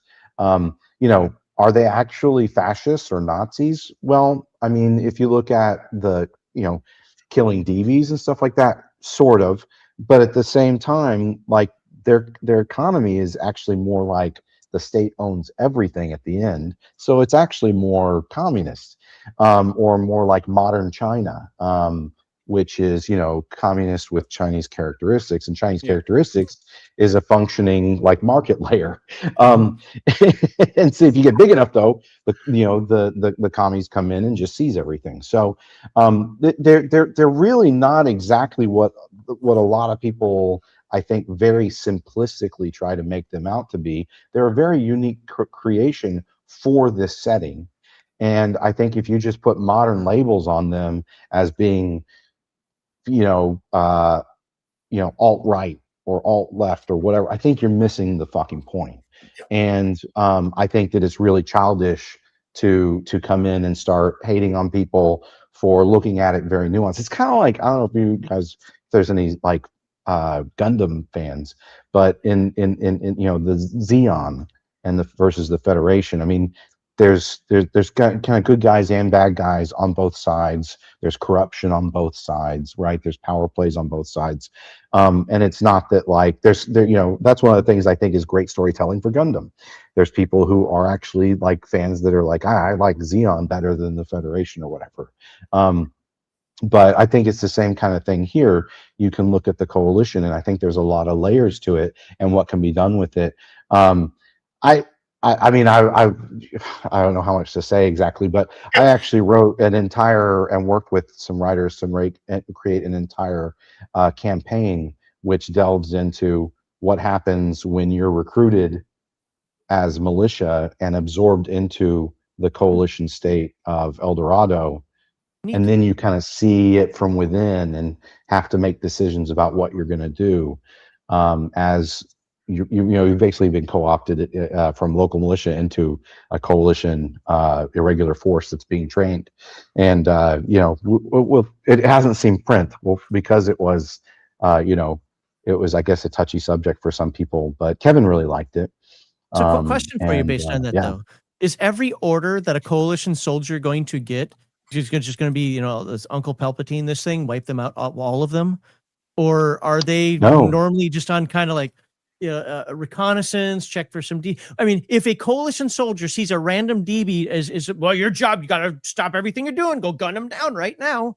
Is that how they act? No, I mean, I don't think so. I mean, in the original Rifts book, it talks about especially like human-looking DBs, like say elves and dwarves and stuff like that, might even be used as second-class workers within coalition territory. And so I think there's a big question about whether or not you're running into a humanoid-looking DB or Sure. a more monstrous one, or one with a bad reputation within coalition territory, or the burbs or something like that, or outside. And there's a lot of, Kevin's written a lot about this. I mean, when they're outside the borders, they take a much more nuanced approach, because just like we're talking about repercussions for player groups, they realize there's repercussions for field teams. Yeah. And they need to be able to build connections with local populaces and stuff like that. So it's not as simplistic as a lot of people. I mean, it's not written to be that simplistic. Again, as Kevin said, you can play it how you want, but don't project that onto everybody else, because it's actually written with a lot of nuance. Yes. Right.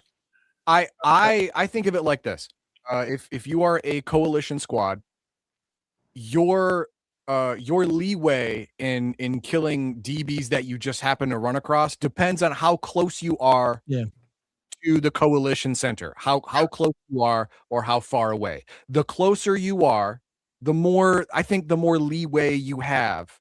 But the further away you are, it has to be closer to your mission. For example, if you are on the CS border and you are patrolling for dangerous monsters to the farming towns, and you run across a monstrous looking DB, that you are more likely to kill that thing because it aligns with your mission parameters. You are more likely to do that. That looks like a monster. We're here to protect people against monsters. Bob's your uncle. Boom, boom, dead. Right? That's how it works. But if you run across an elf and a dwarf like walking together, and they're obviously not monstrous DBs, they are not obviously not part of your mission. They're not even armed, really. Then the CS patrol is going to walk by. Yep. Two things real quickly here. One, or fix they your stop microphone. and question them. What's your business here? Yeah, where are you going? They might have a dog boy smell for magic, and and Stop they and say, frisk. okay, just There you go. They'll get a warning. Behave yourselves. Don't cause trouble. Yeah, or get out of here, right? Yeah. But I don't think Keep the moving. first inclination is just gun them down, right? Right. Yeah. And So, what was that you were Brett, can you fix your mic? Your snap, crackle, and pop in there for that one. The other thing that I would actually piggyback onto what he said is how much of a zealot the local, we'll just say colonel, for lack of a better rank, happens to be. Maybe he's trying to prove something because he doesn't want to be this far out. Or, maybe he just doesn't give a crap. And the reason he's this far out is because, you know what? He's a good colonel, but, he's not as loyal to the home state as we would like. So, he's out here. But so you mentioned the Minion War, and I don't know anything about that, but it just tied into another question I had. If on the off chance, and I don't expect that you guys are writing this into canon anytime soon, but you got the Minion War, we're like, we're working next to this guy, and this mage actually saved me, and this psychic healer actually healed me, and yada, whatever else is going on. If Carl and Joseph were to, I don't know, disappear, unalive, could that change the internals of the coalition? Or are they just too ingrained with this mentality, and whoever is just the next person who takes over is also going to be an evil jackass as well? That's a wonderful question. Awesome. No, I think. And the answer may be coming in the future. Oh, wow. All right. Well, I don't know that answer, but historically, for a tyrannical regime, the next in line is usually already known. So if the leader is assassinated, everyone knows who to turn to. Yeah. And it's already been approved by the former leader. It's usually like that. And sometimes it starts its own civil war, and sometimes there's a lot of other things. all kinds of things can always happen. A plan. Well, you have to remember what we think of as the coalition is what it is under Karl Prosek. So Joseph Prosek, his father, Joseph Prosek I, was actually much more open-minded, and they had magic divisions and stuff Yeah. like that. It was after the conflict with the Federation of Magic Mhm. where a lot of this really got Well, he took it personally. Wasn't his wife and kid died? his his wife was kidnapped and saved by Okay. Cyber Knights. Okay. But so and there's your answer for why the coalition plays nice with Cyber Knights. But besides the obvious, but like just in general, but yeah, and so yeah, what we think of as the coalition is really Karl Prosek's version of the coalition. And if I think that the new coalition psyops psychic war has a lot of great info on this, and it's the end of the book actually has a really great bit about this too, and you can kind of see some foreshadowing. I think Kevin wrote some cool stuff, so I would definitely take a look at that book because there's a lot going on under the hood. Yep. And it isn't just this monumental thing. This is carefully crafted and kept going with momentum applied at different opportunities. That could change very quickly under different leadership. If that's Joseph Prosek II, and we already seen he's a different kind of animal from his father. So yeah, much more of like what was it? Goebbels was the mastermind of propaganda for the Nazis. So yeah, like we don't know what would have happened, but what if Goebbels inherited, the Third Reich? What would have that been like? I mean, who knows? So yeah. Now there might be more out there from chat or Heathen Dog, but the last thing that I have on this is something that Heathen Dog and I have talked about a few times. Recently when he talked about demi-humans in D&D, but and this is something that I just boggles my mind when it comes to other folks out there. Just because something is intelligent, sapient, and sentient, it's not human. Ultimately, it's not human. Now, I'm not saying wipe it out, whatever. But if I can't breed with it, it's taking up oxygen that I need. Yeah. Do we use the same resources? Do you eat food I eat? Do you drink water I drink? Do you want the land that I can live on? If any of those are yes, and we can't breed, then you are competition. Yes. That's it. Now, people like to take that, well, that just makes you racist or whatever terms they want to use today. It's like, no, I can't be racist against a cat. I think there's a short we have of him that says you can't be racist against a dog. You can't be racist against some tentacle monster. I'm looking at you, Nixla. You can't be whatever against any of this stuff. You have to look out for your species, your people, your whatever. And I'm not talking ethnicity. I'm being very clear about this. I'm talking things you can breed with. Everything else has got to be secondary. Now, if we can cohabitate this world, freaking awesome, because there is a food chain, there is symbiotic relationships between a lot of stuff. But ultimately, if it's my species or your species, guess who's going to win? And I do not care, and it makes no sense to me when people relate this stuff, but they're sentient, sapient, and intelligent. Don't care. I don't care. They're not. So are demons. Yeah, right. So are demons. And guess what? Nope. They got to go. And no one's going to argue with me on that. Well, and you have to remember too, in Palladium in general, these are all different species. Humans and elves can't have children. Right. Yeah. Right. Which is why Palladium is superior. Now, the whole coalition being good guys thing, you really only have to tweak a couple of things. First, you have to understand that alignment or the usage of alignment can be considered heavily based on culture. My example is that if you're in alignment that says you will never lie, or you will never lie to your friends or whatever, but you were brought up since you were born, DBs are monsters. DBs aren't people. Guess what? That line doesn't matter when you're talking to a DB. They're not people. They don't have souls. You were taught that from when you were born. It's so like you can be scrupulous. Yeah, you can be a scrupulous alignment and gun down, lie to, deceive a DB all day because you don't believe in your heart that they're a person. You can still be a good guy and do that. And another little tweak is that if a spellcaster wants to be in the coalition, live under the safety of the umbrella of the coalition, that's great. All you need is 2 non-augmented bionic limbs, and you can be a citizen. we can use the knowledge you have of magic to fight magicians in the future. That's your job. You are now a magical consultant. So which two would you like to lose?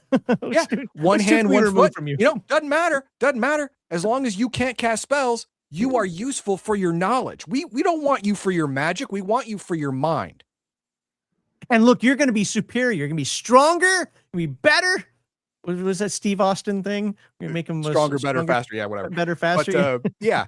And then another little nudge is that all CS patrols on the border have standing orders to help any human village or settlement or whatever with whatever they can spare.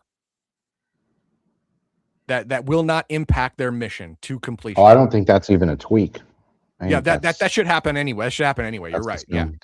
Yeah, that should happen anyway. But a lot of game masters don't do that. They're like, oh no, the CS is everything you're saying. I mean, I think is pretty coalition, at least as written.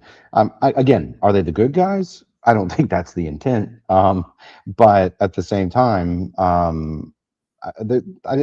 just hate them being dragged into like modern politics because it's just there's no great analog there. We don't live in the same world, and in the world of rifts, yes, the coalition can be considered extreme in their views. And they extreme in their actions, but that world is by all definitions extreme against humans. And by writing the coalition, that doesn't mean that Kevin and I support Nazism or something. No, and the fact that you have to say that upsets me. It was because people were stupid. People, I know. They want to wrest things to be what it isn't, and they want to get on a moral high horse so they can look good to other people. Take a hike. Professional, victims. I love them. They're great. A couple things real quickly. Number 1, let's go through some comments, Heathen Dog. 2, Sean, do you have time for us to go through a couple more questions, or do we want to wrap it up here? Let's do it. Okay. I just want to make sure because I was told you had a hard line at 2 hours, and I don't want to have you. Yep. And we're coming up on that. We'll keep it close. We'll keep it close. Okay. Thruxus says coalition is right. There's nothing wrong with them. Leave Brittany alone. No, they are protecting Earth. They are the good guys, not the DBs. The DBs are bad. Orcs are bad. Monsters are bad. This is something a normal coalition citizen or a human living near coalition society would believe. Because you're a normal human, the coalition treats you differently than if you're not. Because you are a coalition citizen, the coalition treats you differently than if you are not. And if you are living within the umbrella of the coalition society, you have all that propaganda, and they would believe this. They would absolutely believe it to the core, and I get it. And then we have here Walter T saying, in my mind, the CS and the 7th is the 7th and final great danger to humanity. Walter, you're about to be banned. I'm sorry for your loss. Unfortunately, Walter, you're also wrong. Sorry for your loss, but everyone you were is banned better. And you were wrong at the same time. I know, right? You're banned and wrong. I mean, it's a bad day to be you, but here we are. Right. Okay. And then we got Polyrobotics coming. The Boom Gun novel was a good representation of coalition soldiers. Most of the squad is good alignment, and only the technical officer was the problem. And that's written very much like Nazi or Russian military written into stories and novels, where the rank and file of the military organization are dudes. They're just dudes. They're in it because they need a job, or it's a family tradition. That's why they're in the military. Only the propaganda officer is the asshole who's pushing the captain around because he's threatening his promotions to do evil shit. It happens. So Sonic Boom, folks, get that novel. You want to read it. There you go. It is a good novel. Yep. Yeah. CPK with $10. Thank you very much, CPK. Does the CS use drugs, psionics, nanites, and psyops to convert valuable humans? Ooh, that's a good question. I would say not really. Oh, No, really? Okay. it's not reliable. Besides psyops, I think psyops is where yeah. you know, information warfare. Yes, Yes. right. Right, Absolutely. but when it comes to the other stuff, the forcible. Yeah, that is unreliable. It can fail unexpectedly, but you know, if you win over someone's mind, whether it's by hook or by crook or whatever, you have their brain. They're talking about now in line brainwashing, with and I don't think they do overt. No, brainwashing not brainwashing. with- Just, you know, constant No, it's propaganda just where you plastic convince them. art. Right. That's not. Yeah. There's a difference Yeah. between, you know, like chemical Yeah. and technological brain, or even psychic brainwashing. Yeah. They don't You really talk them into it. control Now it's their idea. They don't control people like that. They don't force people to do shit.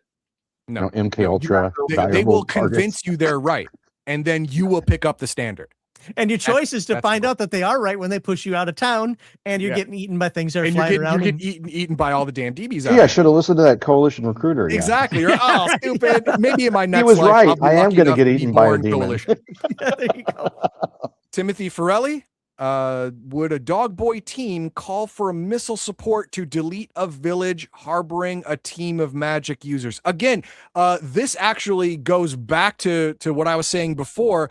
It depends how far away you are from CS Central Command. The further out you are, the more it must be aligned with your original mission. If their original mission was to track down and eliminate magic users, then maybe. Well, but a dog boy is never going to be calling in a missile strike. No, but there's going to be a dog boy handler. Authority, but Yeah. they would be relaying that information, and someone else Yeah. would make that choice.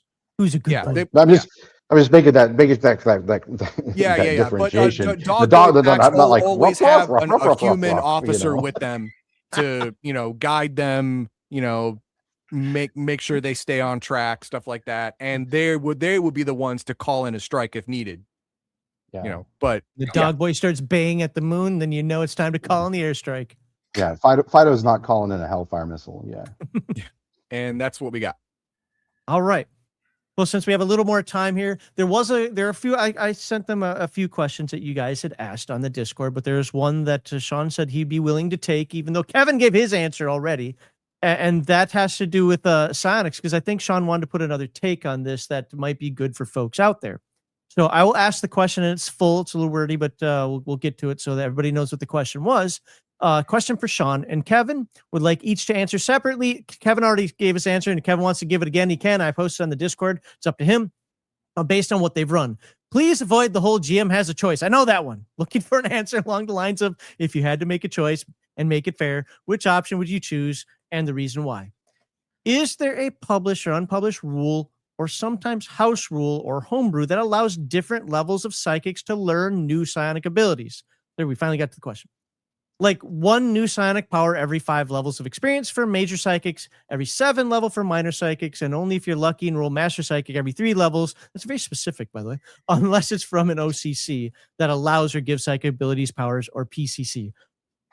Wow. So basically, as a psychic character, can you learn more psychic powers at certain levels later on? That's the crux of the question. Wait. Is this outside of the normal leveling process? Yes, this is the question is focused on non-psychic OCCs, where you just roll the percentile. Yeah, you roll the got percent. You got the lucky, and your 13% character's or a whatever. minor, major. Yeah. Right. Okay. So my answer, and Sean, I suspect, is going to offer something else, which is fine. My answer is no. In my mind, that's just not how it works. Yeah. You're lucky enough to have any psychic powers at all. If you wanted that, should have played a PCC. Right, exactly. So, but Sean, you wanted to talk about something that happened, I think, in Savage Rifts, if I remember. Yeah, I just wanted to mention. I mean, I think people say Rifts isn't balanced, and you know, I don't know if that's 100% true. There's a lot of things going on, and I think part of it depends on what kind of game you're playing. If you're using skills and role playing, I think Rifts it has a balance to it. And that's definitely true when I was working on Rifts for Savage Worlds, finding that balance that mimics the lore from Palladium and the feel from the Palladium as much as possible in a completely different game system. But one of the things that we did have, that just because of the way that Savage Worlds leveling functions, if your character was a psychic character, they could increase their power as they leveled forward. Now, what they could get was very gated, as compared to, like, becoming a mind melter or getting, master psionic powers like that.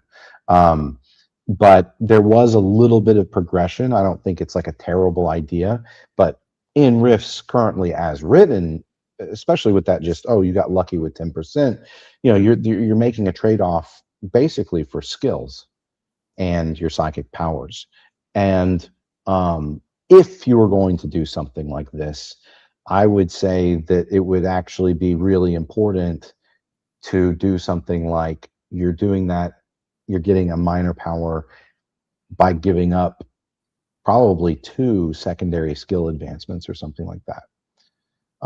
So there's just because I thought that was a balance. You need to have a trade-off. They can't just be getting that for free. I think that would overpower things. So that's my suggestion. It's just a little more nuanced. I generally agree with Kevin. Rules as written and published, I think it's really well done as it is, and I think it works really well. A few psychic powers can be a real curveball in a role-playing game, right? And really interesting for characters, depending on what you've taken.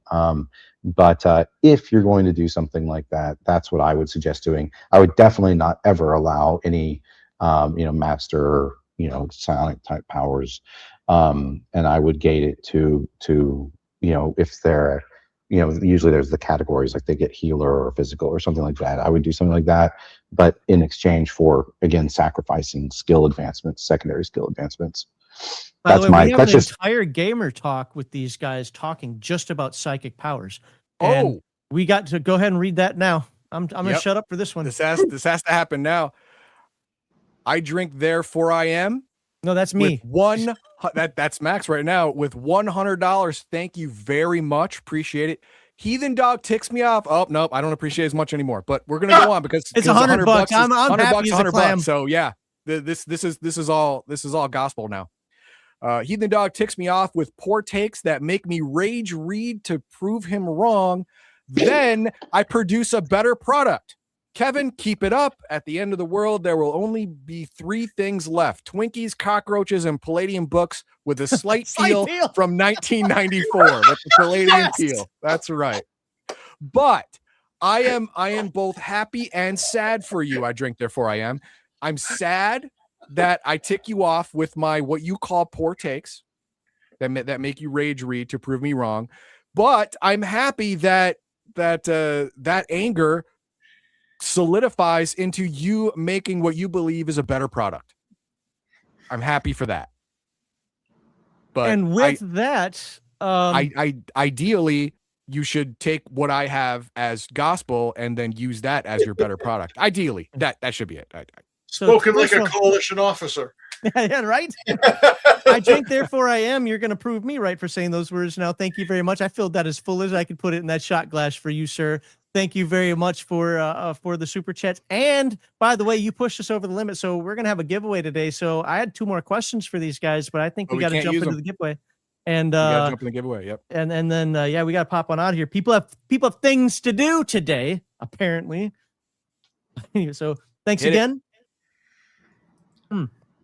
Splash. His liver just failed. It seemed like a good place to end. Yeah, there you go. Ooh, that was making fun of Heathen Dog. I don't think that's 100%, but all right, $100 is a good place to end. All right then. Well, for everybody who asked questions that we didn't get to, we can try to do that again in the future. Also, there are other ways that those questions can possibly be answered at some point in the future, but these gentlemen are busy. I do want to remind folks that Songs of the Megaverse is out there on YouTube, Amazon, Spotify, iTunes. There are only 3 albums for sale, but they're like 8 on video. There will be more later. There's just a little pause in there, but I have 3 albums that nobody's ever heard. Well, you heard one song if you watched the intro to this. So there's a lot more to come from Palladium Books. Remember, there are sales going on. I'm going to put them in the chat right now. Okay, if I can. AC. It's Mutants and Ninjas, people. That's what we're talking about. And there's the bundle of holding. There's the big bundle. Oh my God, hundreds of dollars of books for, I don't know, $30 or some nonsense like that. It's a crazy deal. Go ahead and get it quick because as you know, the bonus gets more expensive the more people buy it.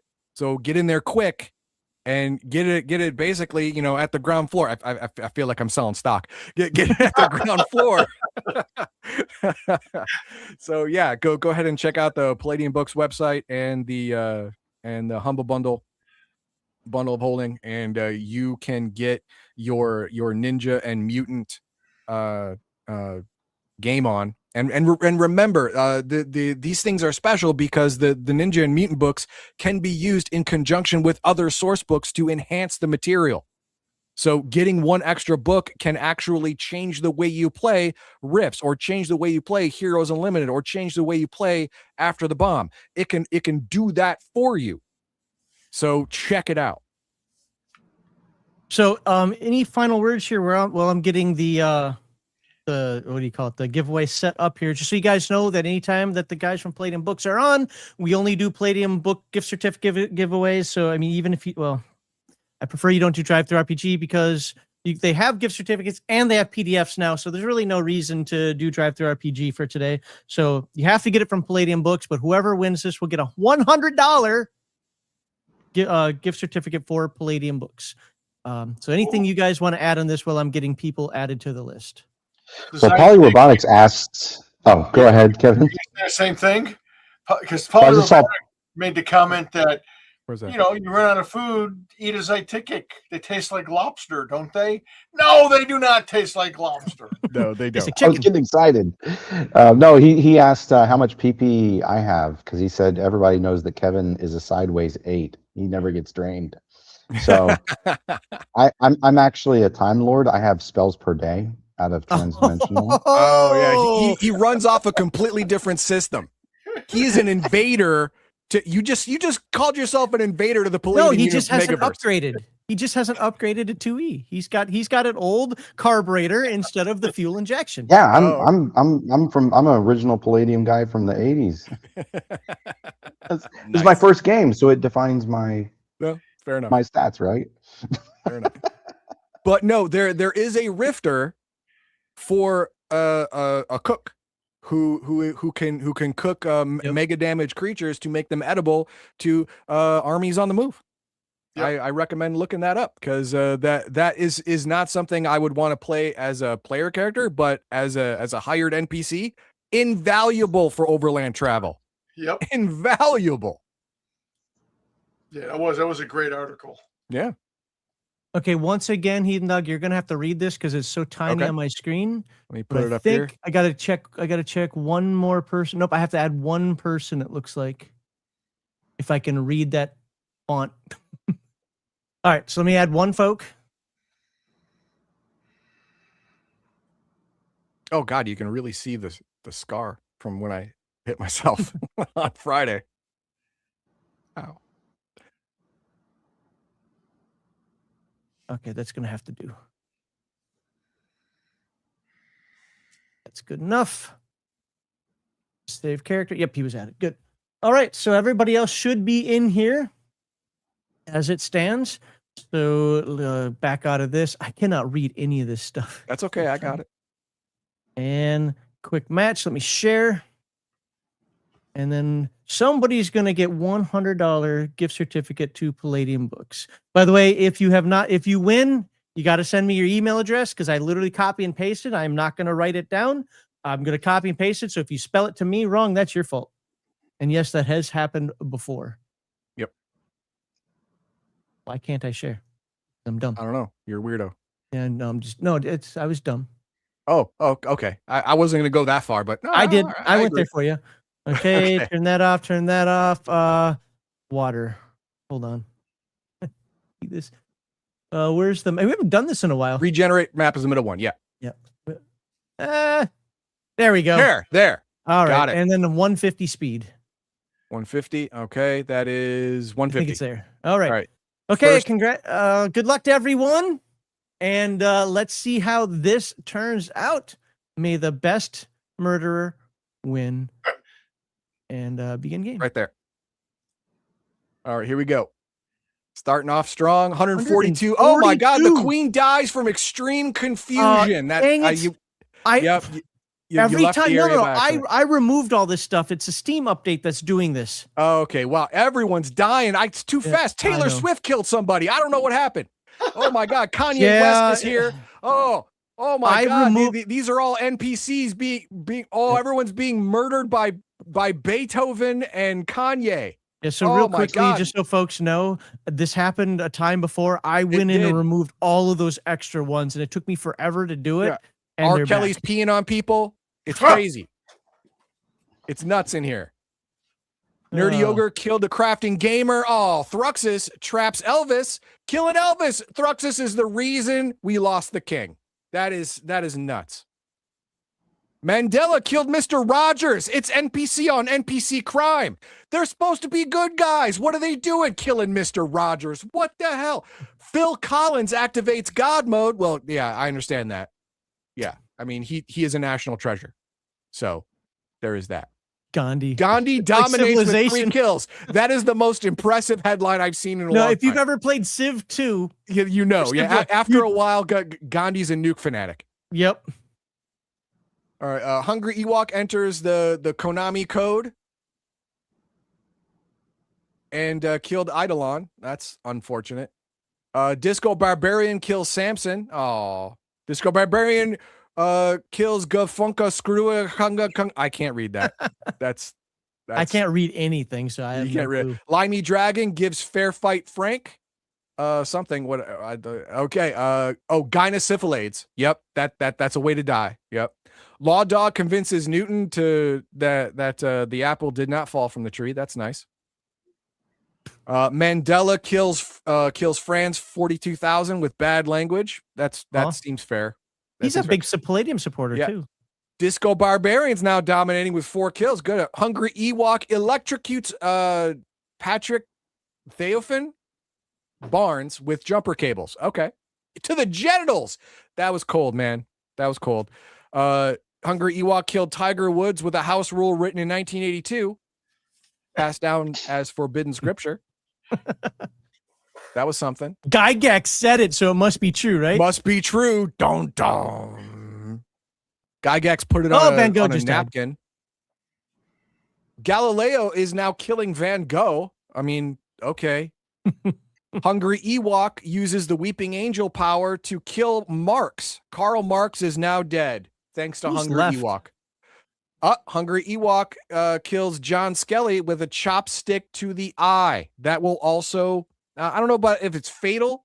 Oh. It's definitely mean. Hungry Ewok got it. He just died. Oh, he just bit it? Where? Yeah, well, I'm seeing it here. He just says died. I don't have that. Well, I'm saying that right here. It shows that. Yeah, he's died. It shows he died, but I don't see it in the updates yet. So who do we have left? Gilligan? Is that what that says? Galileo, which is not a thing, and Mandela, which is another NPC. So nobody. This is BS, man. If the Steam's going to keep doing this, I'm going to have problems because Hungry Ewok was the last PC to be alive. All right, so nobody cares about this game anymore. Oh wait. What's this? That's Mandela. We already did that. Yeah. That's Galileo. Yep. Screw this. Nobody cares about this. I think it goes to Hungry Ewok. Hungry Ewok was the last PC alive. I wouldn't normally do that, but in this case, I have to because of what's going on. So yes, that's fair. So Hungry Ewok, if you're watching, you know the rule. You got to watch. So you got the outro. All you have to do is throw in chat, "I am here," and then message Max your email. Yep.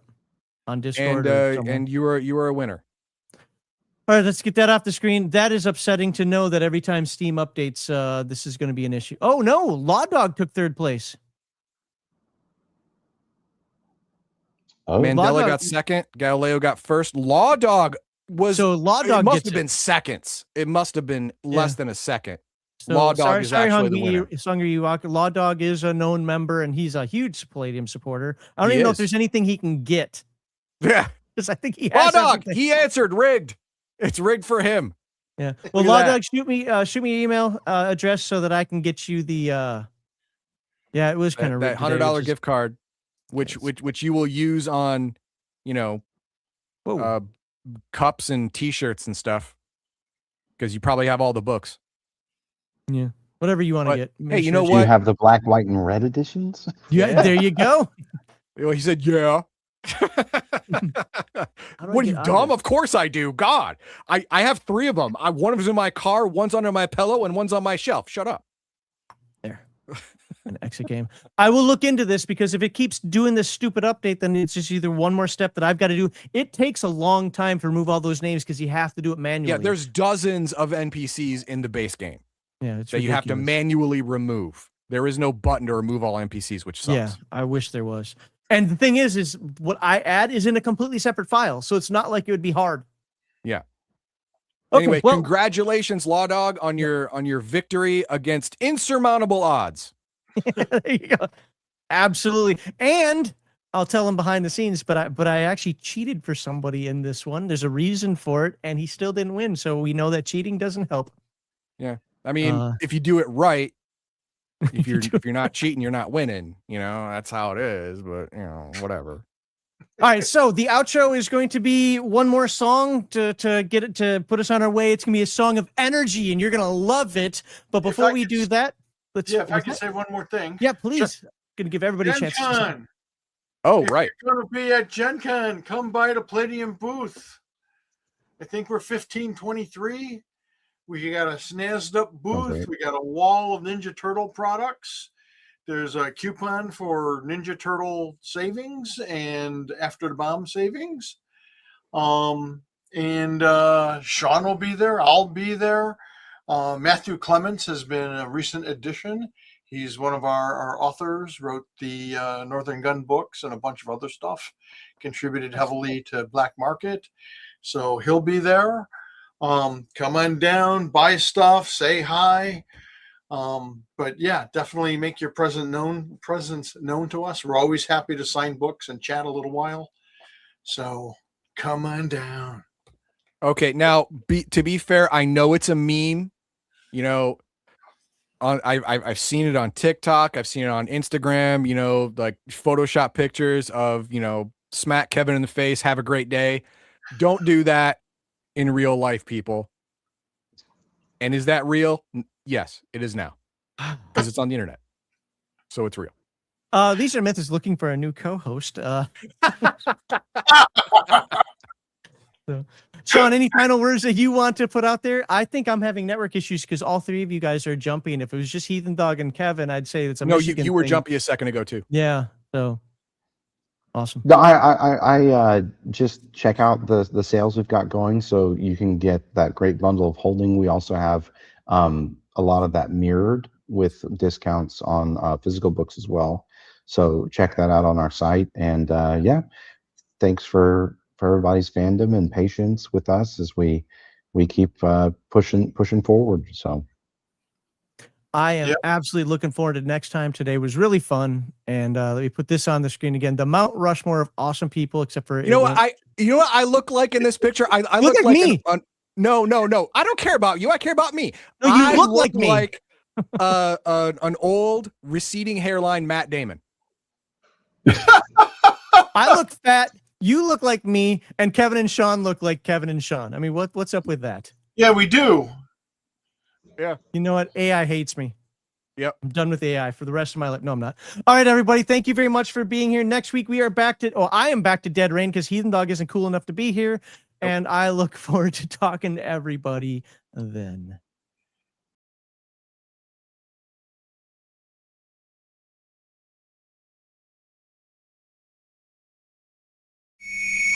Patient status unstable. Biocomp serial number recycled. Conversion sequence initiated. 50,000 credits down.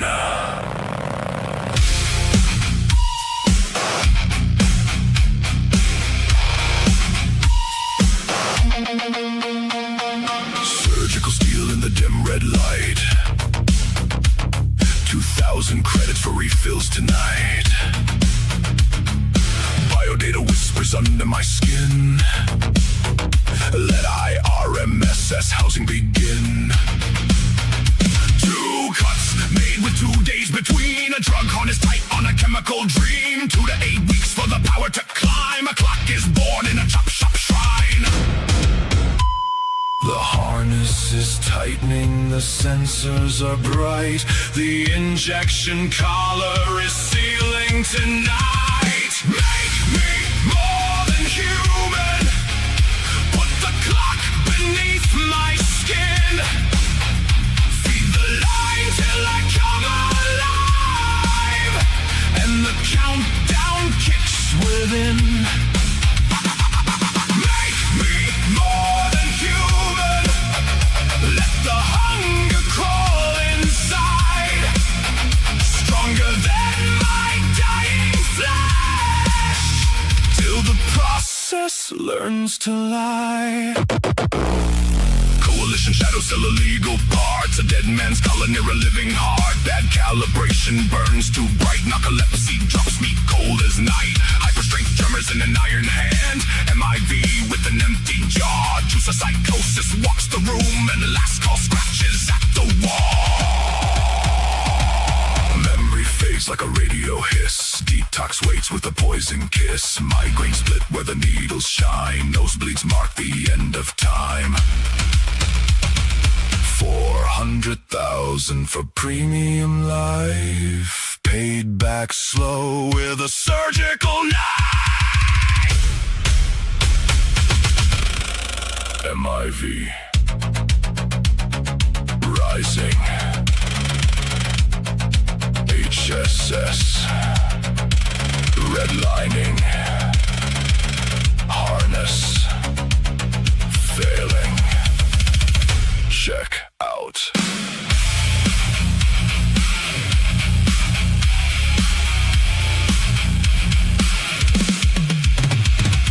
Make me more than human. Put the clock beneath my skin. Feed the line till I come alive. And the countdown kicks within. Make me more than human. Let the hunger crawl inside. Stronger than my dying flesh. Till the process learns to lie. Make me more than human. Put the clock beneath my skin. Make me more than human. Let the hunger crawl inside. Make me more than human. Make me more than human. Make me more than human. Make me more than human. System backlash. Calibration lost.